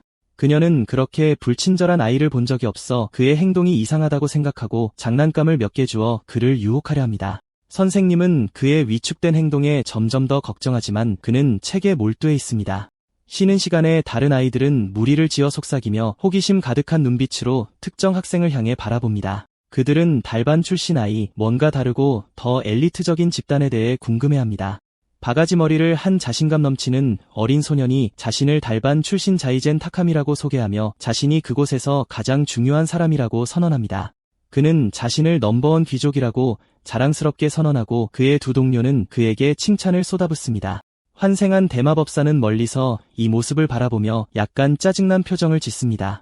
그는 그 장면을 한심하고 자신의 관심을 가질 가치가 없다고 일축하며 책으로 다시 돌아가고 학교 건물은 햇빛에 빛나며 그의 인상적인 건축물은 그가 현재 살고 있는 엘리트 세계의 상징입니다. 그는 웅장한 복도를 걸어가고 그의 작은 모습은 이합적인 주변 환경과 극명한 대조를 이룹니다. 갑자기 누군가 그를 부르고 그는 누가 자신의 주의를 끌려고 하는지 보려고 돌아보고 자이젠과 그의 친구들이 다른 학생을 구석으로 몰아세워 가난한 사람은 거기에 있어서는 안 된다고 말하는 것을 봅니다. 분명히 겁먹은 어린 소년은 벽에 등을 대고 죄송하다고 말하며 그의 몸은 두려움에 떨립니다. 창문에서 젊은 대마법사는 스타반 학생이 사과하는 모습에 놀라움을 금치 못하며 자이젠의 친구는 오만하게 오직 인류 귀족만이 유치원에 들어올 수 있다고 선언하며 엄격한 사회계층을 강화합니다. 그는 계속해서 어린 소년을 조롱하며 적절한 기부를 할 여유가 없는 하층 계급의 빈대라고 부릅니다. 괴롭힘을 당하는 아이는 얼굴에 땀방울을 흘리며 학대를 견뎌냅니다. 안경을 쓴 소년은 자기 몫을 내지 않으니 대신 청소를 해야 한다고 제안합니다. 잔인한 웃음소리와 함께 3명의 불량배는 차갑고 진흙투성이 물통을 속수무책인 아이에게 쏟아붓습니다. 어린 소년은 완전히 흠뻑 젖고 제복은 흙탕물로 얼룩지고 젖어버리고 자이젠은 흙탕물이 그에게 어울린다며 조롱하며 다른 양동이를 던질 준비를 합니다. 하지만 그가 그러기도 전에 누군가의 손이 뻗어 그를 막고 예상치 못한 곳에서 조용히 개입합니다. 그리하여 젊은 대마법사는 앞으로 나서서 괴롭힘을 당하는 아이 앞에 서서 그들이 너무 심한 것 아니냐고 묻고 자이스는 그 방해에 짜증을 내며 새로운 사람에게 돌아서서 무슨 문제냐고 묻습니다. 환생한 대마법사는 침착하게 그 소년은 잘못한 것이 없고 그만둬야 한다고 말합니다. 친구는 그를 스타반 출신의 새 아이로 알아보고 그 사실에 짜증이 난 것 같아 젊은 대마법사를 위아래로 훑어보며 그도 가난해 보이고 뭔가 짜증난다고 생각합니다. 자이젠은 무시하는 듯한 콧방귀를 끼며 그 개입에 전혀 겁먹지 않습니다. 하지만 그가 반격하려는 순간 그의 친구 중 한 명이 셀리 선생님이 다가오는 것을 발견합니다. 불량배들은 재빨리 양동이를 숨기려 하지만 선생님은 이미 그들을 보았기 때문에 너무 늦었습니다. 격분한 자이젠은 젊은 대마법사에게 화를 내며 그를 곤경에 빠뜨린 바보라고 부릅니다. 그는 그도 벌하기로 결심하고 진흙탕물을 들어 그에게 던지려 합니다. 하지만 젊은 대마법사는 이미 준비가 되어 있고 그의 손은 희미한 마법 에너지로 빛나고 있습니다. 자이젠이 물을 던지자마자 그는 맨벼의 현상 역전 마법을 활성화합니다. 진흙탕물은 공중에서 얼어붙고 나서 충격받은 불량배를 향해 다시 돌아가는 거대한 파도가 됩니다. 자이젠은 여전히 양동이를 손에 든 채 무슨 일이 일어났는지 이해하려고 했으며 놀란 침묵 속에 서 있습니다. 진흙탕물 파도가 그에게 쏟아지고 그의 친구들은 그들의 리더가 완전히 흠뻑 젖은 것을 충격 속에 지켜볼 수밖에 없습니다. 자이젠은 진흙 웅덩이에 서서 너무 더럽다고 울부짖고 그의 친구들은 걱정스러운 목소리로 그의 이름을 부릅니다. 그러고 나서 젊은 대마법사는 괴롭힘을 당하는 아이의 손을 잡고 단단하고 안심시키는 듯한 손길로 다른 소년을 놀라게 합니다. 그리하여 그는 자신감 넘치는 미소를 지으며 다른 소년에게 이제 가야 할 시간이라고 말하며 그 장면을 뒤로할 준비를 합니다. 괴롭힘을 당하는 아이는 혼란스러워하지만 그를 데려가도록 내버려두고 여전히 갑작스러운 사태 전개를 처리하고 있습니다. 그리하여 그들은 실패한 공격의 진흙탕이 된 후유증을 처리해야 하는 충격받은 불량배들로부터 멀어집니다. 그들은 다른 사람들로부터 떨어진 조용한 장소를 찾고 웅장한 학교 건물이 배경에 어렴풋이 보입니다. 젊은 대마법사는 괜찮은지 묻고 다른 소년은 감사를 표하며 그의 이름이 앨리스라고 확인해줍니다. 소년은 자신을 소개하고 그들은 정중한 인사를 나누며 새로운 우정이 그들 사이에 형성됩니다. 그러고 나서 젊은 대마법사는 기부금과 사회적 지위는 중요하지 않다고 말하고 그 말은 다른 소년을 혼란스럽게 합니다. 그는 무언가가 그를 괴롭히면 제대로 저항하라고 충고하며 다른 사람의 도움을 기다리는 것은 어리석은 일이라고 말합니다. 그렇지 않으면 항상 학대의 대상이 될 것이라고 경고하고 다른 소년은 놀란 침묵 속에 귀를 기울입니다. 그러고 나서 환생한 대마법사는 다른 아이가 그의 강력한 말을 곰곰이 생각하도록 내버려두고 떠납니다. 괴롭힘을 당하는 소녀는 그가 가는 것을 지켜보고 그의 표정은 그 조언을 마음에 새기면서 존경과 사색이 뒤섞여 있습니다. 다음 날 학교는 맑고 푸른 하늘을 배경으로 우뚝 솟아 있습니다. 새로운 배움의 날이 막 시작되려고 합니다. 셀리 선생님은 평소처럼 활기찬 에너지로 반 아이들에게 인사를 하고 그들에게 놀고 즐거운 시간을 보내라고 격려하지만 젊은 대마법사는 지루하고 피곤해 보이고 그날의 활동에는 전혀 관심이 없습니다. 그림 그리는 시간 동안 그는 새 친구 옆에 앉아있지만 그의 마음은 딴 곳에 있는 것 같습니다. 선생님은 그의 그림에 당황하는데 그것은 단순한 그림이 아니라 마법원과 공식의 복잡한 배열입니다. 선생님은 완전히 충격을 받고 그의 마음은 그가 그린 고급 개념을 이해하려고 했습니다. 그녀는 그것이 유치원생이 알아야 할 수준을 훨씬 뛰어넘는 고등학교 수준의 마법 이론임을 알아봅니다. 압도된 그녀는 그의 천재성을 이해하려고 애쓰면서 얼굴에 땀방울을 흘리며 말을 더듬을 뿐입니다. 나중에 블록 놀이 시간 동안 어린 대마법사는 여전히 지루한 표정이지만 평범하게 참여하는 것처럼 보이지만 사실 그는 마법을 사용하여 블록을 유명한 조각상의 완벽한 복제품으로 조각하여 선생님을 말을 잃게 만듭니다. 그리고 그녀는 이 믿을 수 없을 정도로 놀라운 재능을 즉시 원장에게 보고해야 한다고 생각하며 당황하고 환생한 대마법사는 자신이 이 학교에 계속 다니면 자신의 진정한 능력이 불가피하게 드러날 것이라는 것을 깨닫고 한숨을 쉽니다. 한편 자이젠과 그의 친구들은 복수를 계획하며 구석에 숨어 있고 자이젠은 선생님 앞에서 자신을 창피하게 만든 불쌍한 아이에게 복수하겠다고 맹세하며 격분합니다. 그는 이 유치원에서 누가 우월한지 보여주겠다고 선언하며 이상한 원통형 마법 도구를 들어 올립니다. 나중에 어린 대마법사와 그의 새 친구는 앞으로의 함정을 모른 채 복도를 함께 걷고 있고 자이젠은 그들이 다가오기를 기다리며 불길한 미소를 지으며 모퉁이 뒤에서 나타납니다. 환생한 대마법사는 속삭임을 듣고 함정을 감지하지만 일단은 맞춰주기로 결정합니다. 자이젠은 다른 아이를 날려버리기 위해 복도에 마법 도구를 설치했다는 자신의 계획을 설명합니다. 그의 친구는 그것이 어른들이 사용하는 도구라고 말하며 놀라워하고 자이젠은 자랑스럽게 아버지 회사에서 몰래 가져왔다고 인정합니다. 그는 이것을 진흙탕물 사건에 대한 보복이라고 선언하고 폭발로 그를 날려버릴 것입니다. 어린 대마법사는 함정이 너무 뻔해서 모르는 척하는 것이 힘들다고 생각합니다. 그들이 가까워지자 자이젠의 친구들은 그에게 신호를 보내고 그는 마법 도구를 활성화할 준비를 합니다. 그는 핀을 뽑고 자신의 라이벌이 고통의 비명을 지르는 것을 상상하며 광적인 미소를 짓지만 그가 활성화하자마자 복도가 아닌 불량배들 바로 앞에서 엄청난 폭발이 일어납니다. 어린 소녀는 폭발의 충격에 대비하면서 도움을 요청하며 두려움에 울부짖지만 어린 대마법사는 메비우스 현상 역전 마법을 활성화하여 그들 주위에 보호 장벽을 만듭니다. 폭발이 방향을 바꾸고 불량배들이 서 있던 곳에서 강력한 충격파가 터져 자이젠과 그의 친구들은 폭발에 의해 뒤로 날아갑니다. 그들의 얼굴은 충격과 혼란이 뒤섞여 있습니다. 그들은 공중으로 날아가고 그들의 계획은 장관적이고 고통스러운 방식으로 역효과를 냅니다. 3명의 불량배는 예상치 못한 폭발로 인한 고통에 신음하며 땅바닥에 쓰러집니다. 환생한 대마법사는 자신과 친구를 손쉽게 보호하면서 혼돈 속에서 침착하게 서 있습니다. 큰 폭발 소리가 셀리 선생님과 무슨 일이 일어났는지 보려고 달려온 또 다른 선생님의 주의를 끕니다. 그들은 3명의 불량배가 멍하니 혼란스러워하며 머리 위로 별이 맴도는 채로 땅에 앉아있는 것을 발견합니다. 그래서 어린 대마법사는 그들을 가리키며 갑자기 돌풍이 불었고 아이들이 휘말렸다고 설명합니다. 그리고 그는 최근의 불안정한 날씨로 인해 그들도 갑작스러운 사건에 놀랐다고 덧붙인 다음 친구에게 몸을 돌려 그 둘은 조용히 현장에서 빠져나갑니다. 그들은 걸어가고 선생님들은 멍하고 혼란스러워하는 불량배들을 처리하도록 내버려둡니다. 선생님들은 큰 폭발에 대한 기괴한 설명을 여전히 처리하려고 애쓰면서 서로를 쳐다봅니다. 나중에 두 소녀는 학교 운동장의 조용한 곳에 있는 벤치에 앉아있는 모습이 보입니다.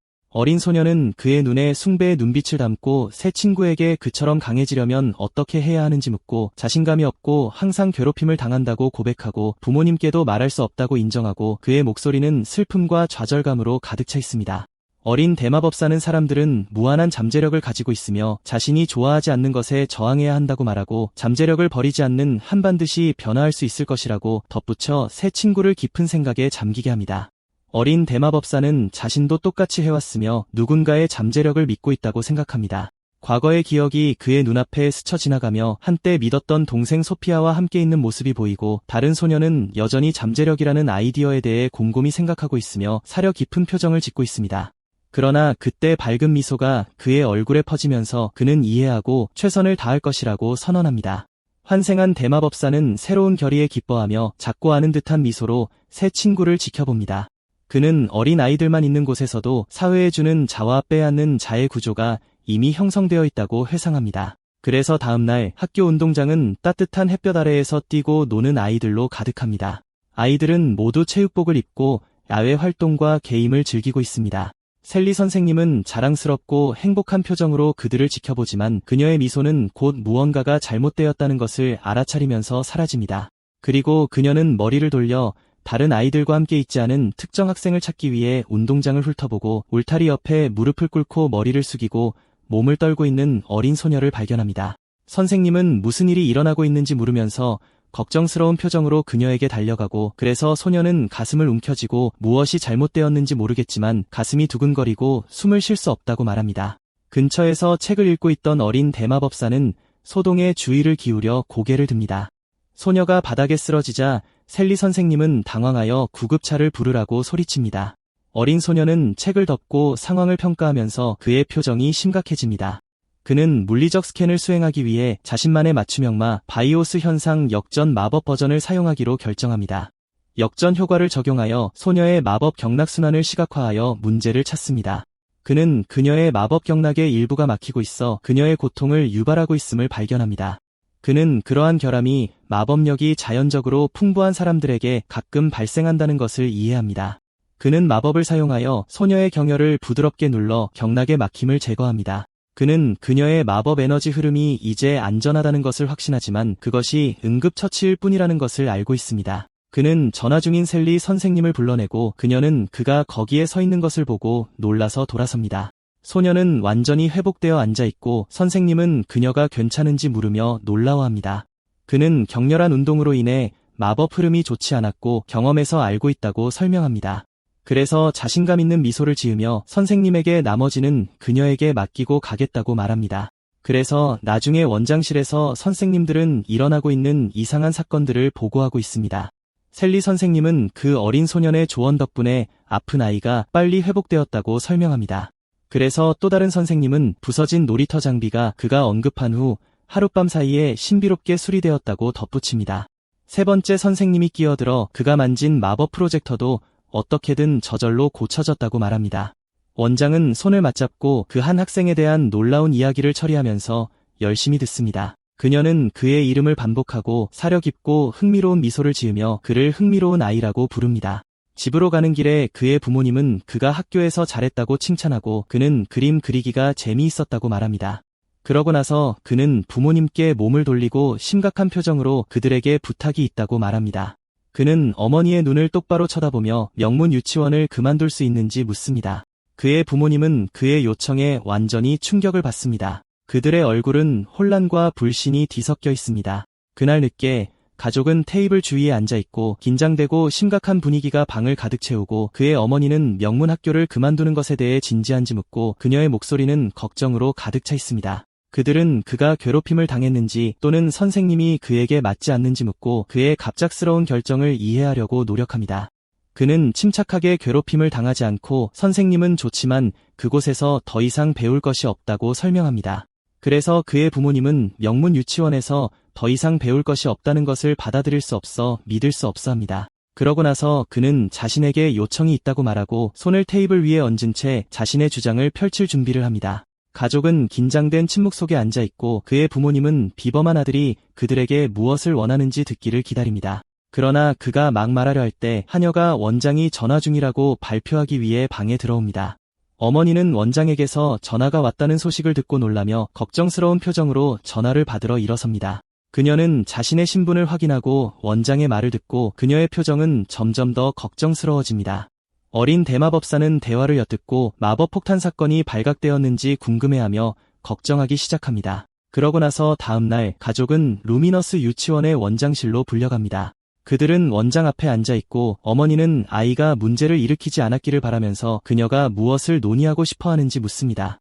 원장은 침착하고 아는 듯한 표정으로 미소를 지으며 말할 준비를 합니다. 그녀는 그들의 아들이 문제를 일으키지 않았다고 확신시키지만 오히려 그들은 그의 뛰어난 재능에 놀랐습니다. 부모님은 아들을 쳐다보며 뛰어난 재능이 있다는 것이 무슨 의미인지 물으며 혼란스러워합니다. 그러고 나서 원장은 그들의 아들이 어른들도 알아낼 수 없었던 마법 프로젝터를 고쳤다고 밝힙니다. 어린 대마법사의 눈은 커지고 그가 직접 대면하자 놀라움이 그를 휩쓸고 지나갑니다. 교장 선생님은 친구를 돕기 위해 마법 폭탄을 막았다는 이야기도 덧붙이며 그의 영웅적인 행동을 잊지 않게 하네요. 결국 자신의 행동 때문에 비밀이 탄로났다는 것을 깨닫고 한숨을 쉽니다. 교장 선생님은 마법 폭탄을 막으려면 최소 B랭크 이상의 마법 적성이 필요한데 유치원생은 불가능하다고 설명합니다. 그녀는 그의 마법 기술, 치료 능력, 공학 지식 모두 매우 뛰어나다고 덧붙입니다. 아버지는 아들의 놀라운 능력에 대한 보고서를 받고 손을 떨면서 읽고는 아들이 천재인 줄은 알았지만 이 정도로 엄청날 줄은 몰랐다며 완전히 놀랍니다. 젊은 대마법사는 이 시기가 자신의 계획을 추진하기에 완벽한 시기라는 것을 깨닫습니다. 그는 대화에 끼어들어 모두에게 할 말이 있다고 말합니다. 진지하고 단호한 표정으로 정식으로 월반을 요청합니다. 어머니는 그의 요청에 충격을 받습니다. 아들이 그렇게 어린 나이에 월반하고 싶어 한다는 것을 믿을 수 없어 그는 자신의 의사를 확인하며 유치원을 건너뛰고 바로 초등학교에 가고 싶다고 설명합니다. 그러자 교장 선생님은 미소를 지으며 자신도 같은 생각을 하고 있었고 그래서 그들을 불렀다고 밝힙니다. 그리고 그녀는 그들의 생각이 일치하며 그를 유치원의 특별조기 졸업생으로 대할 것이라고 알립니다. 그는 그들이 너무나 합리적이라 협상하기 쉽다고 생각하며 놀랍니다. 교장 선생님은 천재 아이의 재능을 키우는 것이 교육자의 의무라고 설명하고 어머니는 아들이 천재라며 기뻐하지만 교장 선생님은 조건을 덧붙입니다. 그녀는 송별회도 중요한 일이며 모두에게 제대로 작별 인사를 해야 한다고 말합니다. 며칠 후 그의 출발을 축하하는 배너와 함께 스타반에서 그를 위한 송별회가 열립니다. 그래서 반 친구들은 그가 떠나는 것이 슬프고 더 이상 함께 놀 수 없다는 사실에 슬픔을 표현하며 그를 둘러쌉니다. 그는 모두에게 사과하고 아이들의 애정에 약간 압도당한 듯 얼굴에 땀방울이 맺힙니다. 반 여자아이들은 그가 가는 것을 특히 슬퍼하며 마지막으로 가상놀이를 한 번 더 하고 연락처를 교환하자고 합니다. 여자아이 중 한 명이 발꿈치를 들고 그와 계속 연락하고 싶어하는 열의를 드러냅니다. 환생한 대마법사는 이러한 관심에 약간 당황하고 이런 종류의 사회적 상호작용에 익숙하지 않으며 그가 도왔던 새 친구는 슬픔과 결의가 뒤섞인 표정으로 군중 속에 서 있습니다. 그는 친구에게 외치고 그의 목소리는 그의 말에 영감을 받아 최선을 다할 것이라고 선언할 때 단호합니다. 젊은 대마법사는 그가 새 친구에게 준 긍정적인 영향력을 보고 따뜻하고 진실한 표정으로 미소를 짓습니다. 한편 자이젠과 그의 친구들은 벤치에 앉아 패배하고 풀이 죽은 모습입니다.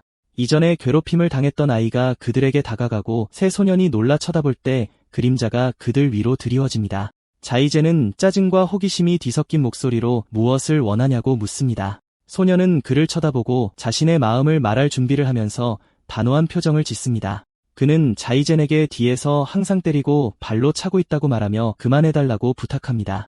자이젠은 대면에 분노하지만 소년은 흔들리지 않는 결의로 자신의 입장을 지킵니다. 그래서 그는 그들에게 유치원은 부에 따라 차별하지 않으며 모두가 평등하다고 말합니다. 그래서 자이젠의 친구들은 이 사실에 놀라고 확인을 위해 리더를 쳐다봅니다. 당황하고 부끄러워하며 자이젠은 마지못해 동의하며 더 이상 그를 괴롭히지 않겠다고 약속합니다. 소년은 자신이 영감을 준 긍정적인 변화를 보고 조용한 만족감을 느낍니다. 그는 친구에게 돌아가고 두 사람은 상호 이해와 존중의 시선을 나눕니다. 그는 세상이 잠재력으로 가득 차 있다는 믿음을 전달하는 제스처로 엄지손가락을 치켜 세웁니다. 환생한 대마법사는 모든 사람이 더 나은 방향으로 변화할 수 있는 능력이 있다는 것을 알고 그 감정에 공감하며 6개월 후 마법 아카데미 키오 초등학교라는 배너가 있는 크고 웅장한 건물이 눈에 들어옵니다. 이제 멋진 정장을 입은 젊은 대마법사가 부모님과 함께 웅장한 입구 앞에 서 있습니다. 그는 그들에게 고개를 돌려 자신감 있고 단호한 표정으로 들어가겠다고 말합니다. 부모님은 그에게 행운을 빌며 입학시험에서 긴장을 풀고 최선을 다하라고 격려하고 그는 지금부터 자신이 항상 해왔던 일을 할 것이라고 생각하며 건물을 향해 걸어갑니다. 부모님이 자랑스럽게 지켜보는 가운데 그는 웅장한 아카데미의 계단을 올라 그의 인생의 다음 장을 맞이할 준비를 합니다. 케오 초등학교는 미래의 마법사를 양성하기 위해 최고의 마법 교육을 제공하는 명문 기관입니다. 아카데미는 세계적으로 유명하며 마법 연구소에서 활동하는 엘리트 마법사들을 배출했습니다. 젊은 대마법사는 자신의 목표를 향한 첫 번째 단계가 이 명문 아카데미에 입학하는 것임을 알고 있습니다. 그가 부모님과 함께 서 있는 동안 그는 멀리서 엄격한 표정의 남자가 지켜봅니다. 남자는 그를 알아보고 몰락한 귀족이 엘리트 학교 입학 시험을 보는 것을 보고 놀랍니다.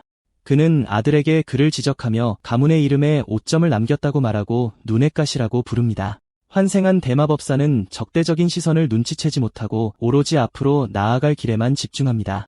그는 아카데미에 자리를 놓고 경쟁하는 다른 어린 후보자들로 가득 찬 큰 강당에 들어갑니다. 그는 그들 사이에 앉아 시험이 시작되기를 기다리는 동안 침착하고 침착한 표정을 짓습니다. 나이가 지긋한 감독관이 희망에 찬 학생들에게 2030년 입학시험의 시작을 알립니다. 그는 세상의 미래가 그들의 어깨에 달려있다고 말하며 그들에게 인류 마법사가 되라고 촉구하고 학생들은 모두 결의와 흥분으로 가득 찬 목소리로 아이스라고 우렁차게 응답합니다. 그러자 감독관은 가슴에 손을 얹고 그들의 노력이 모두 세계 황제의 지도하에 있다고 덧붙입니다. 그러자 젊은 대마법사의 표정은 황제라는 말에 어두워지고 그의 눈에는 분노의 불꽃이 스칩니다. 그는 주먹을 꽉 쥐고 배신한 형제의 이름이 마음속에 울려 퍼집니다. 그는 소피아와 그의 후손들을 생각하며 그들에게 맞설 것을 맹세하며 굳은 결의를 다집니다.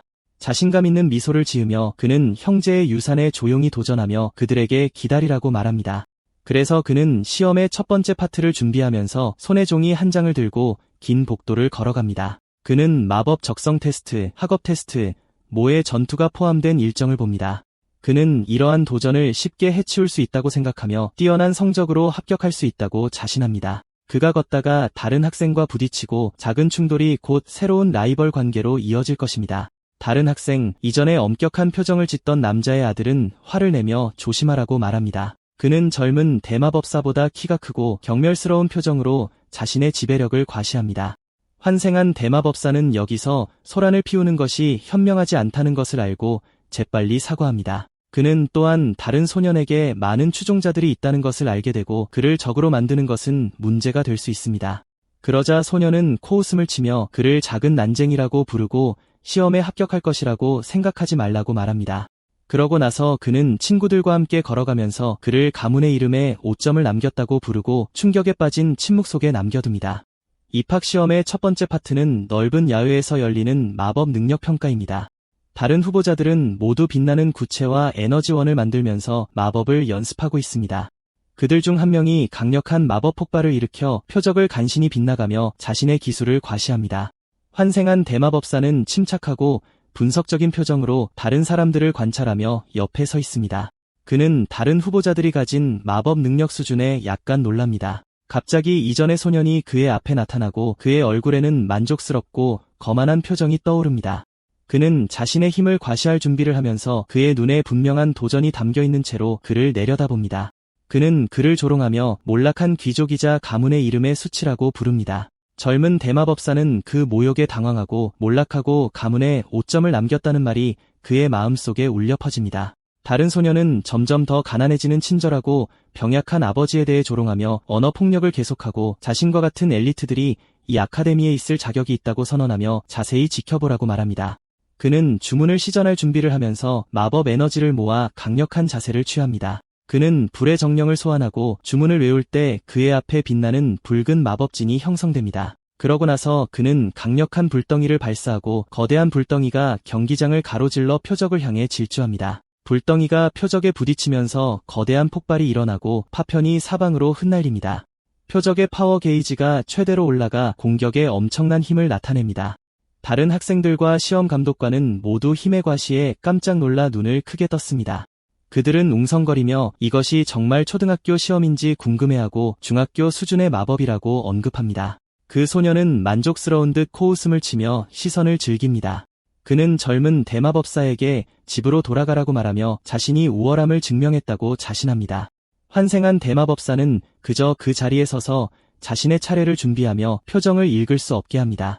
그는 자신만의 맞춤형 메비우스 마법을 활성화하여 중력 조작을 사용하여 푸른 기운으로 그를 둘러쌉니다.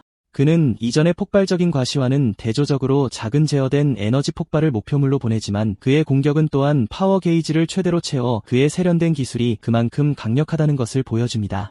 게이지는 집중된 마법의 힘을 감당할 수 없어 오작동하기 시작합니다. 다른 학생들은 다시 한번 경외감에 휩싸입니다. 그들의 얼굴은 충격과 감탄이 뒤섞여 있습니다. 그러자 표적은 산산조각이나 젊은 대마법사의 엄청난 힘에 완전히 파괴됩니다. 거만한 소녀는 자신이 완전히 능가되었다는 사실을 깨닫고 눈을 크게 뜨며 말을 잃습니다. 그는 먼지가 가라앉는 것을 멍하니 지켜볼 뿐이고 그의 자신감은 완전히 산산조각이 납니다. 갑자기 크고 원반 모양의 물체가 그를 향해 날아오고 새로운 예상치 못한 시험의 일부입니다. 그는 당황하여 날아오는 발사체를 피하려고 비명을 지릅니다. 그러나 젊은 대마법사는 새로운 위협에 대처할 준비를 하면서 침착하고 집중된 표정으로 손을 듭니다. 그는 공중에서 원반을 쉽게 멈춘 다음 땅에 떨어뜨려 또 다른 엄청난 폭발을 일으킵니다. 상대 소녀는 새로 형성된 분화구 가장자리에 앉아 두려움과 충격으로 얼굴이 창백해집니다. 그는 너무 무서워서 자기 자신에게 소변을 보고 믿을 수 없다는 듯이 쳐다보며 그의 아랫땅에 웅덩이가 생깁니다. 젊은 대마법사가 그의 위에 서 있고 그의 뒤에 있는 태양이 위협적인 실루엣을 만듭니다. 차가운 표정으로 그는 상대 소년에게 집으로 돌아가야 할 사람은 바로 너라고 말합니다. 불량배는 두려움에 떨고 있고 젊은 대마법사의 압도적인 힘에 직면하면서 그의 거만한 태도는 완전히 사라졌습니다. 멀리서 포니테일을 한 금발 소녀를 포함한 다른 학생 그룹이 그 대결에 관심을 가지고 지켜봅니다. 금발 소녀는 침착하고 분석적인 표정으로 그 장면을 관찰하고 그녀의 얼굴에는 사려 깊은 표정이 떠오릅니다. 시험 감독관은 젊은 대마법사가 마법 능력 평가를 통과했다고 발표하고 그의 목소리가 들판에 울려 퍼집니다. 환생한 대마법사는 그저 고개를 돌려 다음 시험으로 나아가면서 표정을 읽을 수 없게 합니다.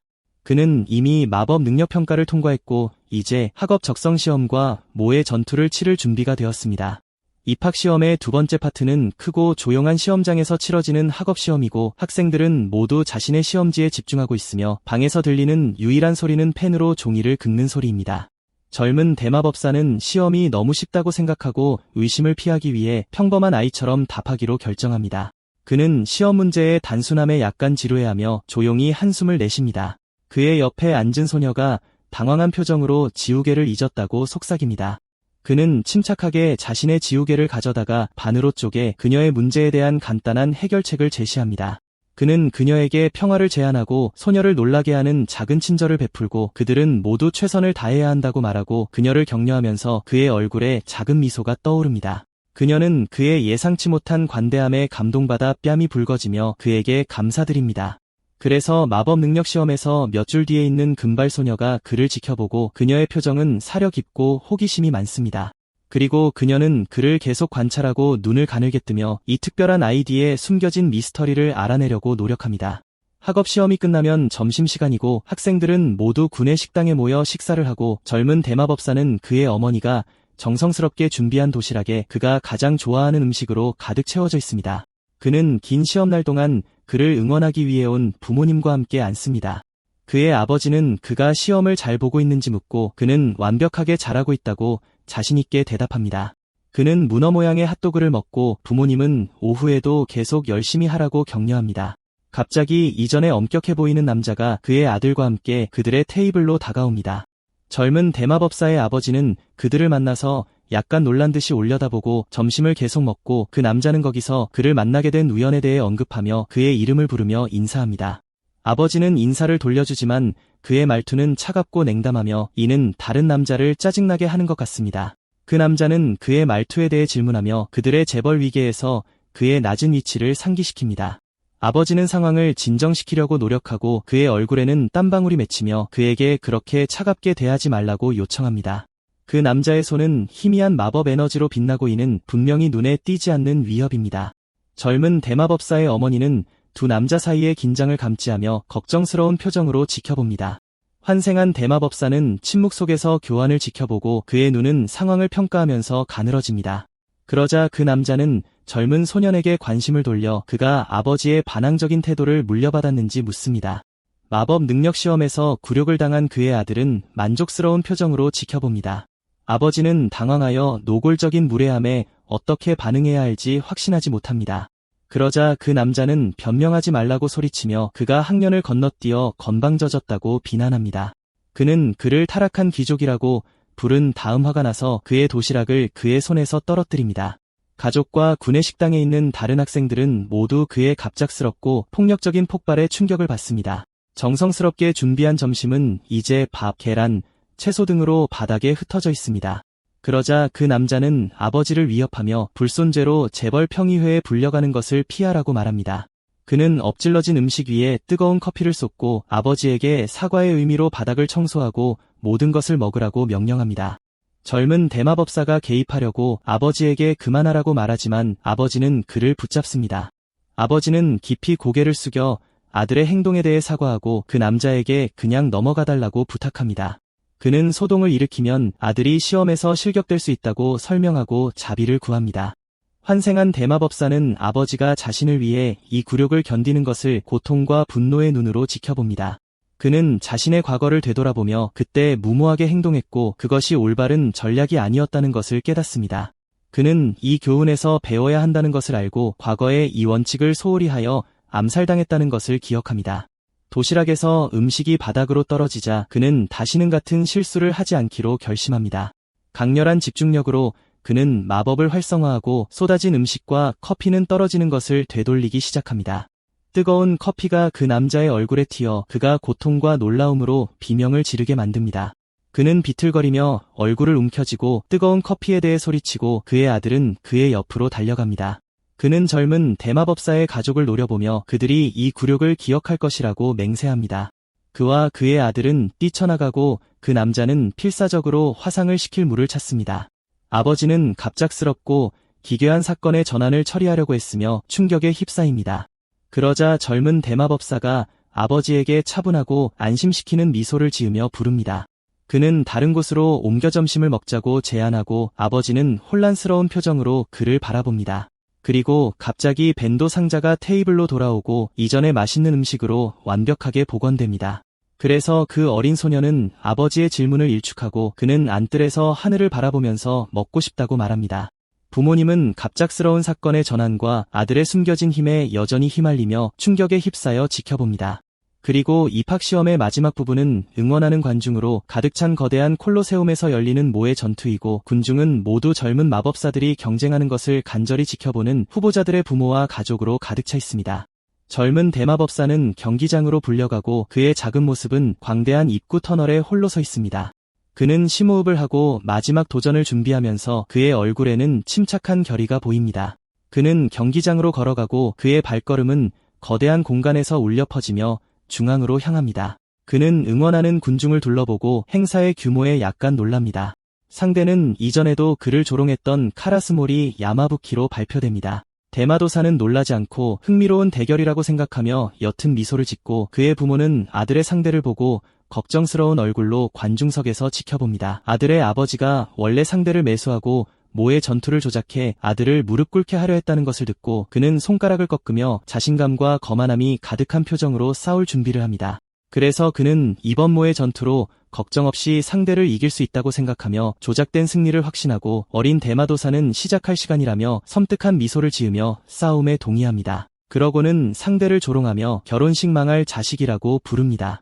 이전의 만남에서 그 소녀는 모욕에 격분하여 얼굴이 붉어지며 그를 죽이겠다고 소리칩니다. 그는 부정행위로 가득한 바보를 자신의 부정행위로 짓밟아주겠다고 선언하며 눈에는 순수한 증오가 가득합니다. 그는 아버지가 준 마법 팔찌를 공개하는데 불공정한 이점을 제공할 강력한 아이템입니다. 그 팔찌는 착용자의 마력을 10배 증가시키는 강력한 마법 도구입니다. 어린 대마도사는 그저 미소 지으며 자신감에 차고 부정행위를 하는 상대를 맞이할 준비를 하며 흔들림 없는 자신감을 보입니다. 그 마법 팔찌는 A등급 유물로 2억 5천만 달러의 가치가 있으며 고레벨 몬스터에게서만 얻을 수 있는 희귀한 아이템이며 매수된 심사위원들이 이 강력한 아이템의 사용을 묵인할 것이라고 확신합니다.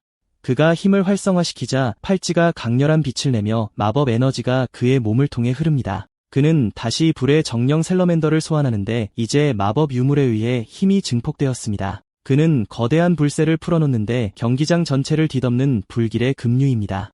그는 압도적인 공격의 상대가 꼼짝 못할 것이라고 확신하며 상대를 노려봅니다. 관중들은 대학생 수준의 믿을 수 없는 힘에 깜짝 놀라 소란스럽습니다. 소년의 아버지는 만족스럽고 의기양양한 미소를 지으며 관중석에서 아들의 힘의 과실을 지켜봅니다. 거대한 불새는 어린 대마도사를 향해 돌진하며 파괴의 흔적을 남깁니다. 그 소년은 상대를 조롱하며 증폭된 힘이 마음에 드냐고 물으며 자신이 이겼다고 확신합니다. 경기장은 짙은 연기와 먼지 구름으로 가득 차 사후의 모습을 가립니다. 그러나 연기가 걷히기 시작하자 공격에 전혀 해를 입지 않은 채 빛나는 분홍색 눈 한 쌍이 보입니다. 환생한 대마도사는 경기장 중앙에 서서 분홍색과 파란색 에너지의 소용돌이치는 기운에 둘러싸여 있습니다.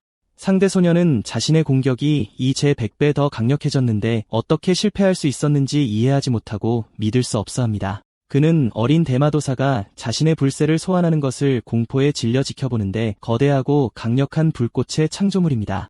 소녀는 침착하고 자신감 있는 표정으로 손을 들고 싸움을 끝낼 준비를 합니다. 그는 메오스 현상 반전 마법을 발동하여 강력한 에너지 폭발을 상대에게 보냅니다.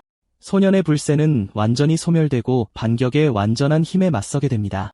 그는 강력한 마법 폭발이 자신의 공격을 무해한 불꽃놀이로 바꾸는 것을 공포에 질려 지켜볼 수밖에 없으며 조작된 승리를 확신하는 그의 부모는 믿을 수 없는 사건의 반전에 말을 잃습니다. 소년은 무서워하며 강력한 거인으로부터 달아나며 비명을 지릅니다. 그는 거인을 저지하기 위해 화염 주문을 소환하며 자신을 방어하려 합니다. 경기장은 두 마법 생물이 장엄한 전투에서 충돌하면서 폭발로 가득 찹니다. 아나운서이자 소년의 아버지도 열기에 맞아 고통에 신음하며 십자포화에 휘말리고 어린 대마도사는 마법 에너지의 보호 오라에 둘러싸인 채 불길 속을 걸어갑니다. 그는 침착한 결의에 찬 표정으로 상대를 올려다보며 싸움을 끝낼 준비를 합니다. 소년은 말을 잃고 그의 얼굴은 두려움과 불신의 혼합으로 어린아이를 멍하니 바라보고 환생한 대마도사는 첫 번째 공격에 대한 완전한 반사로 이것을 끝낼 수 있었다고 설명합니다. 그는 상대의 마력이 상당히 증가했다는 점을 지적하며 어떻게 속임수를 썼는지 묻습니다. 소년은 속임수를 부인하지만 초조한 표정은 그를 드러냅니다. 어린 대마도사는 손을 뻗어 마법 팔찌를 만지고 그의 눈은 힘으로 빛납니다. 그는 메비우스 현상 반전 마법을 활성화시키는데 그의 손에서 유물로 에너지가 쏟아져 나옵니다. 그 마법 팔찌는 조각조각 부서지고 어린 대마도사의 뛰어난 마법에 의해 힘이 완전히 무효화됩니다. 그는 소년에게 그의 속임수는 여기서 끝이라고 말하고 동등한 조건으로 그를 맞이할 준비가 되었는지 묻습니다. 그는 주먹을 꽉 쥐고 분홍색과 파란색 에너지의 강력한 기운이 그를 둘러싸며 마지막 일격을 준비합니다. 소년은 어린 대마도사의 압도적인 힘에 직면하여 두려움에 떨며 바닥에 쓰러집니다. 환생한 대마도사는 강력한 에너지 폭발을 일으키고 그의 눈은 강렬한 빛으로 빛납니다. 소년은 공포에 질려 바라볼 수밖에 없고 그의 얼굴은 충격에 대비하는 두려움의 가면입니다. 그는 마지막 필사적인 비명을 내지르는데 그의 목소리는 반항과 공포가 뒤섞여 있습니다. 그러나 어린 대마도사의 공격은 그가 예상했던 것과 다르며 싸움은 갑작스럽고 예상치 못한 결말을 맞이합니다. 패배한 소년은 순수한 공포의 가면을 쓴 채 땅바닥에 떨면서 떨고 있고 어린 대마도사의 아버지는 그 광경에 넋을 잃고 그의 아들의 놀라운 힘을 처리하려고 애쓰고 있습니다. 소년의 아버지가 그에게 소리치지만 어린 대마도사의 아버지는 경기가 이미 결정되었다고 말하며 개입합니다. 그는 아들을 보고 멈추라고 말하고 어린 대마도사는 마지못해 동의합니다. 그는 돌아서서 자신이 만든 분화구에 앉아있는 패배한 상대를 떠납니다. 그리고 그는 여전히 충격에 빠져있는 아버지와 아나운서에게 다가갑니다. 아나운서이자 소년의 아버지는 방금 목격한 것을 이해하지 못하고 말을 잃습니다. 그리고 그는 마침내 목소리를 내고 쿠로스마루가 싸울 의지를 잃었으며 어린 대마도사가 승리했다고 선언합니다. 그리고 어린 소년이 모의 전투의 승자로 선언되자 군중은 환호합니다. 그는 경기장을 걸어 나오며 조용한 승리에 주먹을 들어 올리고 색종이가 그에게 쏟아집니다. 그의 부모는 자랑스러운 미소로 그를 맞이하고 그들의 얼굴은 경외감과 감탄이 뒤섞여 있습니다. 그는 경기장에서 멀어지고 그의 승리가 확보되었고 그의 아카데미에서의 자리가 보장되었습니다. 그가 걷는 동안 그는 뒤에서 누군가가 다가오는 것을 감지하고 고개를 돌려 누구인지 확인합니다. 이전에 금발소녀가 벽에 기대어 팔짱을 낀 채 그를 기다리고 있고 그녀는 그에게 다가와 호기심과 약간 도전적인 눈빛으로 그에게 할 말이 있는지 묻고 그녀는 그에게 승리를 축하하며 모의 전투에서 매우 잘했다고 말합니다. 그러고는 그녀는 그가 월반한 사람이 맞는지 묻는데 그녀의 어조는 호기심과 회의감이 섞여 있고 그는 그녀의 지나치게 친근하고 직설적인 접근 방식에 당황하며 이 소녀가 누구인지 궁금해합니다. 그는 그렇다고 확인하고 그녀는 계속해서 그에게 질문하며 그녀의 관심은 분명히 높아졌습니다. 그러나 그가 말하는 동안 그의 시야가 흐릿해지기 시작하고 현기증이 그를 덮칩니다. 금발소녀는 그가 듣고 있는지 묻는데 그의 목소리는 짜증과 걱정이 섞여 있고 그는 발을 비틀거립니다. 그는 갑자기 쓰러져 앞으로 넘어지며 그녀를 붙잡고 그녀는 깜짝 놀랍니다. 그녀는 그가 잠들고 머리가 그녀의 어깨에 기대어 부드럽게 코를 고는 것을 보고 충격을 받습니다. 잠시 후 그는 갑작스러운 낮잠에 정신이 약간 멍한 채 깨어나고 소파에 앉아 안도한 미소로 그를 바라보는 부모님과 함께 편안한 방에 있는 자신을 발견합니다. 그는 낯선 환경을 알아보지 못하고 어디에 있는지 물으며 약간 혼란스러워하며 그들에게 인사합니다. 시험에 나이든 감독관도 거기에 있고 그들은 교장실에 최종 면접을 위해 있다고 설명합니다. 그는 어린 소년에게 그러한 싸움 후에 지치는 것은 당연하며 잠을 잘 잤다고 말합니다. 그래서 그의 아버지는 그가 싸움 후에 관찰구역으로 돌아오지 않았을 때 걱정했다고 설명합니다. 어린 대마도사는 얼굴에 땀을 흘리며 약간 당황한 듯 아버지에게 사과합니다. 교장은 면접을 시작할 준비를 하며 침착하고 안심시키는 표정으로 고개를 끄덕입니다. 그는 어린 소년이 깨어났으니 최종 면접을 시작할 수 있다고 말합니다. 환생한 대마도사는 똑바로 앉고 시험의 마지막 부분을 준비하면서 심각한 표정을 짓습니다. 그러자 교장은 그가 이미 합격했다고 밝히고 어린 소년은 깜짝 놀랍니다. 그는 학교 입학 시험의 오랜 역사에서 그렇게 놀라운 결과를 본 적이 없다고 설명하며 따뜻하고 환영하는 미소로 그들은 세상을 이끄는 마법사를 양성하고 그를 학교에 환영한다고 선언합니다.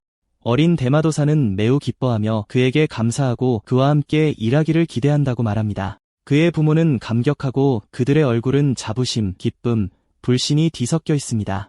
교장은 그의 뛰어난 재능을 감지하면서 사려 깊고 흥미로운 표정으로 그를 지켜봅니다. 그는 이 특별한 소년이 어떤 학교 생활을 할지 궁금하고 새로운 학생에 대한 기대가 높습니다. 희초등학교 입학식이 시작되고 웅장한 건물은 그가 이제 속해 있는 엘리트 세계의 상징이며 어린 대마도사는 다른 학생들 사이를 걸으며 새로운 교복이 그를 군중과 구별시킵니다. 그는 호기심과 결의가 섞인 눈으로 새로운 반 친구들을 둘러봅니다. 학부모들 사이에서 그의 어머니와 아버지가 그에게 손을 흔들고 그들의 얼굴은 자부심과 기쁨으로 가득 차 있습니다. 그는 그들에게 작고 자신감 있는 미소를 지으며 이 새로운 환경에서 성공할 것이라는 침묵의 약속을 합니다. 그가 걸을 때 그의 시선은 익숙한 신발 한 켤레에 끌리고 그의 시선에는 희미한 인식이 스쳐 지나갑니다. 그는 올려다보며 입학 시험에서 봤던 금발 소녀를 봅니다. 그녀의 표정은 여전히 진지하고 강렬합니다. 그녀는 팔짱을 끼고 서서 그를 똑바로 쳐다보며 도전적인 표정을 짓고 있습니다. 그녀는 그에게 할 말이 있는지 묻고 그녀의 어조는 짜증과 기대가 섞여 있습니다. 그는 그녀의 직설성에 약간 당황하여 그녀를 잠시 만났을 때 잊어버린 그녀가 누구인지 묻습니다. 그 소녀는 그의 건망증에 격분하여 그를 기억하지 못한다는 사실을 믿을 수 없다며 좌절한 듯 소리를 지릅니다. 그가 쓰러져 그녀에게 매달렸던 기억이 그의 마음속에 스쳐 지나가지만 그는 여전히 그녀의 이름을 기억하지 못합니다. 그는 그녀가 무슨 말을 하는지 묻고 그의 혼란은 그녀의 좌절감을 더할 뿐입니다. 그녀는 그를 아무것도 모르는 꼬마라고 부르며 그들의 첫 만남조차 기억하지 못한다는 사실을 믿을 수 없다고 말합니다. 그녀는 그가 그녀를 혼란스럽게 한다고 말하며 그녀의 말에는 좌절감과 묘한 종류의 감탄이 섞여 있습니다. 하지만 갑자기 어조가 바뀌면서 그녀는 그가 바로 자신의 파트너가 될 자격이 있다고 선언합니다. 그녀는 시험 중에 그가 징을 마법으로 휘게 한 것부터 부정행위를 한 상대에게 자비를 베푼 것까지 그의 행동을 자세히 이야기합니다. 그는 그녀가 자신을 그렇게 자세히 지켜보고 있었다는 사실에 놀라며 약간 충격을 받은 표정을 짓습니다. 그녀는 그가 마법 능력, 지성, 귀족의 고귀한 정신을 가지고 있다고 말합니다. 그리고 자신감 있고 극적인 자세로 그녀는 그가 그녀의 기사가 될 자격이 있다고 선언합니다. 그 제안에 그는 완전히 놀랍니다. 그는 말을 잃고 그녀의 제안을 이해하려고 애쓰는 동안 얼굴에 식은땀이 흐릅니다. 그는 그녀가 스토커인지 묻고 그 질문에 금발 소녀는 격분합니다. 그러고 나서 장면은 다시 대강당에서 열리는 개회식으로 바뀝니다. 교장 선생님은 연설을 하면서 학생들에게 열심히 공부하고 세상을 평화로 이끌라고 말합니다. 학생들은 흥분과 결의가 섞인 얼굴로 열심히 듣습니다. 그러고 나서 교장 선생님은 학생 대표의 인사가 있을 시간이라고 발표합니다. 젊은 대마법사가 수석 졸업생으로서 연단에 설 준비를 합니다. 다른 학생들은 수석 졸업생이 모의 전투 후에 잠이 들었던 월반생이라는 사실에 놀라며 쑥덕거립니다. 금발 소녀는 그의 연설을 기다리며 기대에 찬 표정으로 7부터 거꾸로 셉니다. 젊은 대마법사는 학교 전체에 연설할 준비를 하면서 약간 긴장한 표정으로 연단에 섭니다. 그는 목을 가다듬고 그의 작은 목소리가 큰 강당에 울려 퍼지면서 연설을 시작합니다. 그는 학업에 전념하고 세상에 평화를 가져올 마법사가 되겠다고 맹세합니다. 다른 학생들은 그의 말에 감동하여 경외감과 영감이 섞인 얼굴을 하고 있지만 그러고 나서 그는 대담한 선언을 덧붙이며 강당에 있는 모든 학생들에게 말합니다. 그는 학교에서 자신이 가장 강하다고 생각하는 사람은 누구든지 방과 후에 자신에게 오라고 도전합니다. 금발소녀는 그의 대담함에 깜짝 놀라 눈을 크게 뜨고 충격과 즐거움이 섞인 표정을 짓습니다. 그러고 나서 그는 직접적인 도전을 제기하며 망설이지 말고 싸우라고 말합니다. 다른 학생들은 그의 예상치 못한 공격적인 선언에 완전히 당황하여 소란을 피웁니다. 그러나 교장 선생님은 그의 대담함에 흥미를 느끼며 작고 의미심장한 미소를 지으며 지켜볼 뿐입니다. 젊은 대마법사는 자신이 일이라는 것을 증명하는 가장 빠른 방법으로 보고 시간을 낭비하고 싶지 않습니다. 방과 후 젊은 대마법사와 금발소녀는 함께 그랜드 아카데미 건물을 나옵니다. 그녀는 그의 목소리에 걱정이 섞인 어조로 그의 도전에 대해 확신하는지 묻습니다. 그는 지름길을 택하고 싶고 이것이 가장 빠른 방법이라고 설명하면서 확신합니다. 그녀는 그의 대답에 혼란스러워하지만 그가 무슨 뜻인지 묻기도 전에 그는 공격을 감지합니다. 그는 재빨리 그녀를 밀어내고 강력한 에너지 폭발을 막기 위해 마법 방패를 소환합니다. 금발소녀는 갑작스러운 공격에 충격을 받고 방금 일어난 일을 이해하려고 애쓰면서 심장이 두근거립니다. 젊은 대마법사는 여전히 활성화된 마법 방패를 든 채 공격자들을 마주보면서 그녀를 보호하듯 앞에 서 있습니다. 오만함과 적대감으로 가득 찬 얼굴을 한 고학년 학생들이 그들 앞에 서 있습니다. 그는 누군가가 실제로 자신에게 도전하러 와서 기쁘다는 듯 만족스러운 표정을 지으며 미소를 짓습니다. 그룹의 리더는 그의 방어를 칭찬하고 거만하고 거들먹거리는 어조로 말합니다. 그러고 나서 그는 그를 쓰러뜨리러 왔다고 선언합니다. 그의 눈은 순수한 공격성으로 가득 차 있습니다. 그는 어린 소년에게 고학년 학생들이 그에게 학교의 관습을 가르쳐 줄 것이라고 말하며 명백한 폭력 위협을 가합니다. 환생한 대마법사는 전혀 위협받지 않고 자신의 선언이 너무 멀리까지 퍼져서 자신의 힘을 증명할 기회를 얻게 되어 기쁘다는 듯 재미있다는 표정을 지으며 미소를 짓습니다. 두 그룹은 학교 운동장에서 서로를 마주보고 서 있고 공기 중의 긴장은 칼로도 벨 수 있을 만큼 팽팽합니다. 고학년의 리더는 오만함과 경멸이 섞인 눈으로 그를 노려봅니다. 젊은 대마법사는 싸움을 준비하면서 침착하고 차분한 표정으로 그의 시선을 마주합니다. 금발소녀는 걱정과 근심이 섞인 얼굴로 주먹을 꽉 쥐고 옆에서 지켜봅니다. 고학년은 그를 작은 꼬마라고 조롱하며 그에게 키아의 관습을 가르쳐주겠다고 말합니다.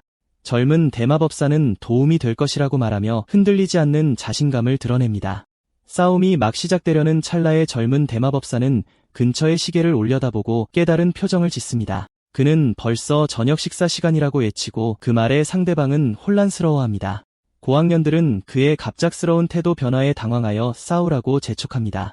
그는 가족이 함께 저녁을 먹는 규칙이 있고 부모님이 늦으면 화를 내실 것이라고 설명합니다. 그룹의 리더는 자신이 조롱당하고 있다고 생각하며 그를 짓밟겠다고 맹세합니다. 3명의 고학년은 모두 한꺼번에 마법을 발휘하여 강력한 공격을 그에게 퍼붓지만 환생한 대마법사는 침착하고 자신감 있는 표정으로 손을 들어 올릴 뿐입니다.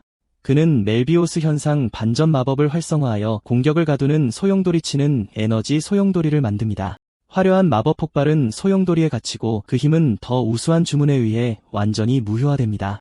그룹의 리더는 자신의 마법이 이상한 소용돌이에 삼켜지고 있다고 외치며 믿을 수 없다는 표정을 짓습니다. 젊은 대마법사는 소용돌이치는 에너지의 중심에 서서 완전히 다치지 않고 통제하고 있습니다. 그러고 나서 그는 갇힌 에너지를 해방하여 충격을 받은 고학년들에게 되돌려 보냅니다. 마법의 소용돌이는 그들에게 맹렬한 기세로 달려들고 그들은 완전히 예상치 못한 힘의 급류에 완전히 압도당합니다. 그들은 충격과 불신이 섞인 얼굴로 자신의 공격이 자신에게 돌아오는 것을 공포에 질려 지켜볼 뿐입니다. 에너지 폭발은 그들을 강타하고 그들을 날려버리고 땅에 처박습니다. 엄청난 폭발이 학교 운동장을 뒤흔들고 공격의 힘은 파괴의 흔적을 남깁니다. 3명의 고학년은 갑작스럽고 압도적인 반격에 어리둥절하고 혼란스러워진 채 땅에 앉아 있습니다. 그러고 나서 젊은 대마법사는 그들에게 일어나서 이번에는 제대로 덤비라고 말하며 그의 목소리에는 도전과 자신감이 섞여 있습니다. 3명의 베테랑은 강력한 반격 후 연기와 파편으로 둘러싸인 학교 운동장에 쓰러져 있습니다. 그들은 어떻게 그토록 쉽게 패배했는지 이해할 수 없어 충격과 불신이 섞인 표정으로 소년을 바라봅니다. 금발 소녀는 모든 것을 지켜보며 혼란스러워하고 정령이나 악마를 소환할 필요 없이 어떻게 마법을 활성화하는지 궁금해합니다. 그러나 그룹 리더는 맹렬하게 일어나 어떤 상황에서도 그 신인에게 질 수 없다고 소리칩니다. 그러고 나서 그는 강력한 번개 정령 하우카르를 소환하고 맹렬한 힘으로 그의 타오르는 칼날을 휘두를 준비를 합니다. 천둥 번개라고 불리는 거대한 번개가 믿을 수 없을 정도로 빠른 속도로 주인공을 향해 돌진합니다. 전기 에너지가 공기 중에서 튀고 베테랑의 공격의 파괴력과 강도를 보여줍니다. 이 시점에서 장면은 편차 점수가 32점에 불과한 학생의 프로필을 보는 노인으로 바뀝니다. 주인공은 마법 시험 결과를 분석하면서 호기심에 찬 표정으로 그 남자를 바라봅니다. 교수는 그를 가리키며 측정 장치가 명성이 높고 그를 실패자라고 부르면서 고장날 리가 없다고 외칩니다. 짜증이 난 표정으로 젊은 남자는 교사가 어떻게든 그를 함정에 빠뜨리려고 한다는 것을 깨닫습니다. 이 경우 그는 측정 장치에 손을 대기로 결심하고 장치는 강렬한 파란색 빛으로 빛나기 시작합니다. 그는 자신도 참지 않겠다고 선언하고 순식간에 방 전체를 가득 채우는 마법의 파동을 발산합니다. 교수는 갑작스러운 힘의 폭발에 완전히 충격을 받고 방금 무슨 일이 일어났는지 물으며 소리칩니다. 방에 있는 다른 두 학생은 엄청난 마법 압력 때문에 고통스러워하며 귀를 막고 비명을 지릅니다. 한편 소녀는 장치가 여러 조각으로 부서지는 동안 에너지 속에서 침착하게 서 있습니다. 교수는 그 석상이 380점 이상의 마법력을 측정할 수 있다고 말하며 믿을 수 없다는 듯이 소리칩니다. 그러고 나서 그는 테이블에 흩어져 있는 귀중한 마법 장치의 조각을 바라보며 상황에 완전히 압도당합니다. 주인공은 미소를 지으며 작별 인사를 하고 떠날 준비를 하고 장비를 완전히 파괴한 채 선생님과 다른 학생들을 뒤로하고 몸을 돌려 떠납니다. 교실로 돌아온 주인공은 심각한 표정으로 앉아 있습니다. 그러자 금발 소녀가 그의 손목을 잡고 계량기를 부순 사람이 그인지 묻습니다. 그 순간 장면은 그가 자신을 향해 오는 번개 공격을 막기 위해 손을 드는 싸움으로 돌아갑니다. 베테랑은 자신의 강력한 번개 공격이 공중에서 멈추는 것을 보고 완전히 충격을 받습니다. 그는 믿을 수 없다는 듯이 외치며 신인이 제때 방어막을 만들었다는 것을 깨닫습니다. 주인공은 전기의 공격을 쉽게 막아내는 푸른 에너지 장벽에 둘러싸여 있습니다. 상대는 결연한 표정으로 자신이 수비하고 있다고 생각하며 공격을 유지하려고 노력하고 갑자기 젊은이가 그의 바로 앞에 나타나 베테랑을 완전히 놀라게 합니다. 그리고 그는 상대방을 만지고 메비우스 반전이라고 불리는 마법을 활성화합니다. 금발 소녀는 주인공이 상대방의 마력을 사용하기 위해 준비하는 것을 멀리서 지켜봅니다. 장면은 소년이 모르는 척하며 무슨 말을 하는지 모르겠다고 말하는 방으로 돌아가고 소녀는 상관없다고 말하지만 이제 그는 학교에서 최하위 학생이 되었습니다. 하지만 그는 자신감 있는 미소를 지으며 걱정 없이 어떻게든 알아낼 것이라고 대답합니다. 공지 게시판에는 백업 장치를 사용하여 학생들의 점수를 다시 확인했다는 내용이 표시됩니다. 그러자 한 선생님이 모든 학생들에게 배포된 팔찌에 공식 이름이 있다고 설명합니다. 이 장치는 1년에 5일 동안 360도 변동으로 마법 행위를 모니터링하고 평가합니다. 선생님은 전체 평가 순위가 학교 내 모든 사람의 계층을 결정할 것이라고 외칩니다. 장면이 다시 싸움으로 바뀌고 베테랑의 공격이 역전되어 완전한 힘으로 그에게 직접 돌아갑니다. 그는 자신의 번개 마법의 정통으로 맞고 기습 공격으로부터 자신을 방어할 방법이 없습니다. 베테랑의 눈이 하얗게 변하고 반격에 패배했음을 나타냅니다. 코르노라는 이름의 베테랑이 땅에 쓰러지고 그의 친구들은 절망에 빠져 그의 이름을 외칩니다. 한편 주인공은 상대방에게 심각한 부상을 입히지 않기 위해 힘의 반영을 최소한으로 유지했다고 설명합니다. 그러고 나서 그는 동료가 금방 지나갈 마비만 겪을 것이라고 다른 사람들에게 말하고 그들은 안심합니다. 소녀는 미소를 지으며 싸워줘서 고맙다고 말하고 앞으로 그들과 함께 일하고 싶다고 말하며 그들을 선배라고 부릅니다. 그날 저녁 젊은이는 집에서 부모님과 함께 저녁 식사를 하고 하녀가 가족에게 음식을 제공합니다. 그러자 그의 부모님은 학교 첫날이 어땠는지 새로운 학교 생활을 즐기고 있는지 묻습니다. 소녀는 그렇다고 대답하며 새로운 학교에서 누구와도 문제없이 잘 지낼 수 있을 것 같다고 말합니다. 그러자 그의 부모님은 그 대답에 기뻐하며 학업에서 성공하기 위해 계속 열심히 공부하도록 격려합니다. 그러자 젊은이는 학교 시스템에 대해 중요한 것을 묻기 위해 아버지의 관심을 끌었습니다. 그는 등록 팜플렛에서 본 것처럼 초등학교에 월반 시스템이 있는지 묻습니다. 부모님은 그가 또 월반을 하고 싶어 한다고 상상하며 놀라고 장면은 교실로 바뀝니다. 주인공은 자신의 편차 점수가 232점이고 다시 올라갈 수밖에 없다고 생각하고, 그러자 선생님은 모든 학생들에게 반의 체력 테스트를 위해 운동장으로 가라고 말합니다. 소녀는 체력 테스트가 자신의 강점이 아니기 때문에 그 소식에 약간 걱정합니다. 모든 학생들이 체력 테스트를 시작하기 위해 넓은 학교 운동장에 모입니다. 얼마 후 주인공은 이미 헐떡이며 지쳐서 몸을 숙이고 자신의 완전한 체력 부족을 보여줍니다. 금발 소녀가 다가와 괜찮은지 묻고 그가 경주에서도 꼴찌로 들어왔다는 것을 상기시켜줍니다. 그는 몇 가지 문제가 있다고 대답하고 그녀는 미소를 지으며 그에게도 약점이 있다는 것을 알아차립니다. 그는 아직 이 몸을 너무 힘들게 할 수 없다고 생각하고 원래 아스카의 아버지가 병든 사람이었다는 것을 기억합니다. 그래서 그는 소년의 허약한 체질이 아버지에게서 물려받았을 수도 있다고 결론 내립니다. 그러자 금발 소녀는 그 약점으로 어떻게 그녀의 파트너가 될 수 있냐고 묻고 그는 아무것도 이해하지 못하고 혼란스러워합니다. 그녀는 그가 기억하지 못해 짜증을 내며 그녀의 기사가 되라는 그녀의 제안을 상기시켜줍니다. 이 시점에서 주인공은 마침내 이전의 만남과 그녀의 황당한 제안을 기억하기 시작합니다. 그녀는 그의 대답이 무엇인지 묻지만 자신감 있는 표정으로 그녀가 이미 그가 무슨 말을 할지 알고 있다고 말합니다. 소녀는 여전히 혼란스러워하며 반 친구의 태도를 이해하지 못해 무슨 뜻이냐고 묻습니다. 장면이 다시 저녁 식사로 바뀌고 소년의 아버지는 이 모든 이유가 앨리스라는 소녀 때문일 수도 있는지 묻습니다. 그러자 젊은이는 삶은 짧고 모든 어려움에 맞설 가치가 있기 때문에 최선을 다할 것이라고 확인합니다. 그의 아버지는 매우 흥분하며 하녀에게 아들의 결정을 축하하기 위해 팥밥을 준비하라고 외칩니다. 그의 어머니 앨리스는 미소를 지으며 일단 마음을 먹으면 어떤 일이 있어도 바꾸지 않을 것이라고 말합니다. 그는 초등학교는 자신에게 너무 낮은 수준이며 빨리 졸업할 것이라고 생각합니다. 다음 날 우리는 엘리트 학생들이 공부하고 기술을 연마하는 웅장하고 인상적인 아카데미를 봅니다. 그래서 교실에서 다른 학생들은 신입생이 전날 모든 베테랑을 물리쳤다는 소문에 대해 속삭입니다. 그들은 또한 교사들이 학교 행정에 사건을 보고하고 있다고 말했습니다. 소문을 무시한 주인공은 금발 소녀에게 돌아서서 마침내 그녀의 이름이 무엇인지 묻고 그녀는 긴장하며 아리스라고 대답하지만 곧 그가 모른다는 것에 짜증을 내며 그를 멍청한 바보라고 부릅니다. 그러자 그녀는 리제트라고 정식으로 소개하며 그녀의 이름을 영원히 그의 마음에 새겨달라고 요구합니다. 소녀는 자신이 그가 모실 우아하고 아름다운 소녀라고 말하고 젊은이는 지루한 표정을 짓습니다. 그러자 리제트는 그를 개인 기사로 만들라는 그녀의 제안에 대한 즉각적인 답변을 요구하지만 소녀는 다른 것에 정신이 팔린 것 같고 대답하지 않아 반 친구를 더욱 짜증나게 만듭니다. 그리고 그는 그녀가 그것이 무엇인지 궁금해하는 동안 임무 목록이 있는 시스템 화면을 보고 있습니다. 그래서 리제트는 그들이 팀으로 임무를 완수해야 한다고 설명하고 동료는 그 때문에 그룹이 표적이 될까 봐 걱정합니다. 그래서 장면은 모든 학생들이 첫 번째 실제 학교 수업을 위해 모이는 교실로 바뀝니다.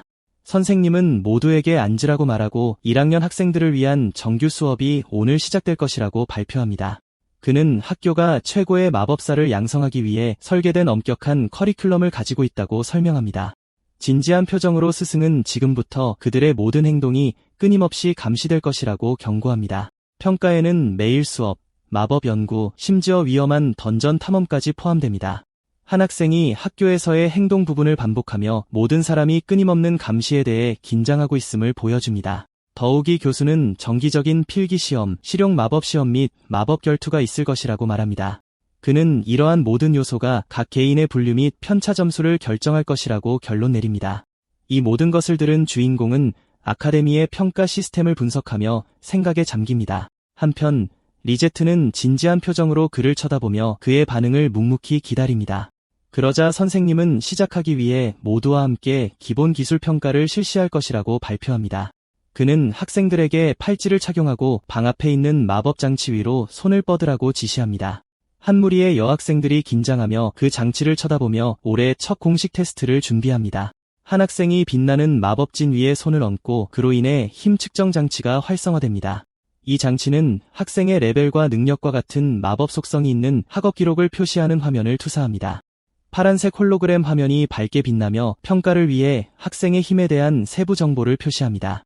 측정 후 소녀는 안도하거나 피곤해 보이며 그 과정이 약간의 에너지를 소모한다는 것을 보여줍니다. 그러자 선생님은 다음 학생인 아스카를 부르고 주인공은 자신의 평가 차례임을 확인합니다. 그래서 그는 자신의 힘을 최대한 발휘하면 모두에게 문제가 발생할 것이기 때문에 그렇게 할 수 없다고 생각합니다. 주인공은 임무 게시판을 보고 현장 임무까지 있다는 것을 알고 놀랍니다. 그는 그 옆에 있는 숫자가 크레딧이고 그것들을 완료하면 편차 점수가 증가한다는 것을 깨닫습니다. 그렇기 때문에 모든 학생들은 다음에 무엇을 할지 결정하면서 홀로그램 게시판을 봅니다. 다른 학생들은 임무를 완수하고 최선을 다하기 위해 흥분하며 팀을 구성하기 시작합니다. 하지만 주인공과 리제트는 아무도 팀을 짜려고 다가오지 않아 외톨이로 남겨진다. 그래서 리제트는 모두가 자신들에게 다가오는 걸 두려워하는 것 같다고 아마 문제아처럼 보일 거라고 불평한다. 그러고는 팔짱을 끼고 소년에게 어떤 미션을 선택할 건지 묻는다. 젊은 남자는 고개를 들어 홀로그램 게시판에 있는 긴 미션 목록을 분석한다. 잠시 생각한 후 손가락을 들어 그가 선택한 미션을 가리킨다. 장면은 평가실로 돌아가고 선생님은 아스카를 불러 소동에 대해 들었다고 말한다. 그는 새로운 녀석에게 교훈을 줘야 한다고, 그렇지 않으면 학교 명성이 그 때문에 실추될 거라고 소리친다. 테스트로 돌아가서 소년은 장치 앞에 서 있지만 갑자기 화면에 있는 무언가가 그를 놀라게 한다.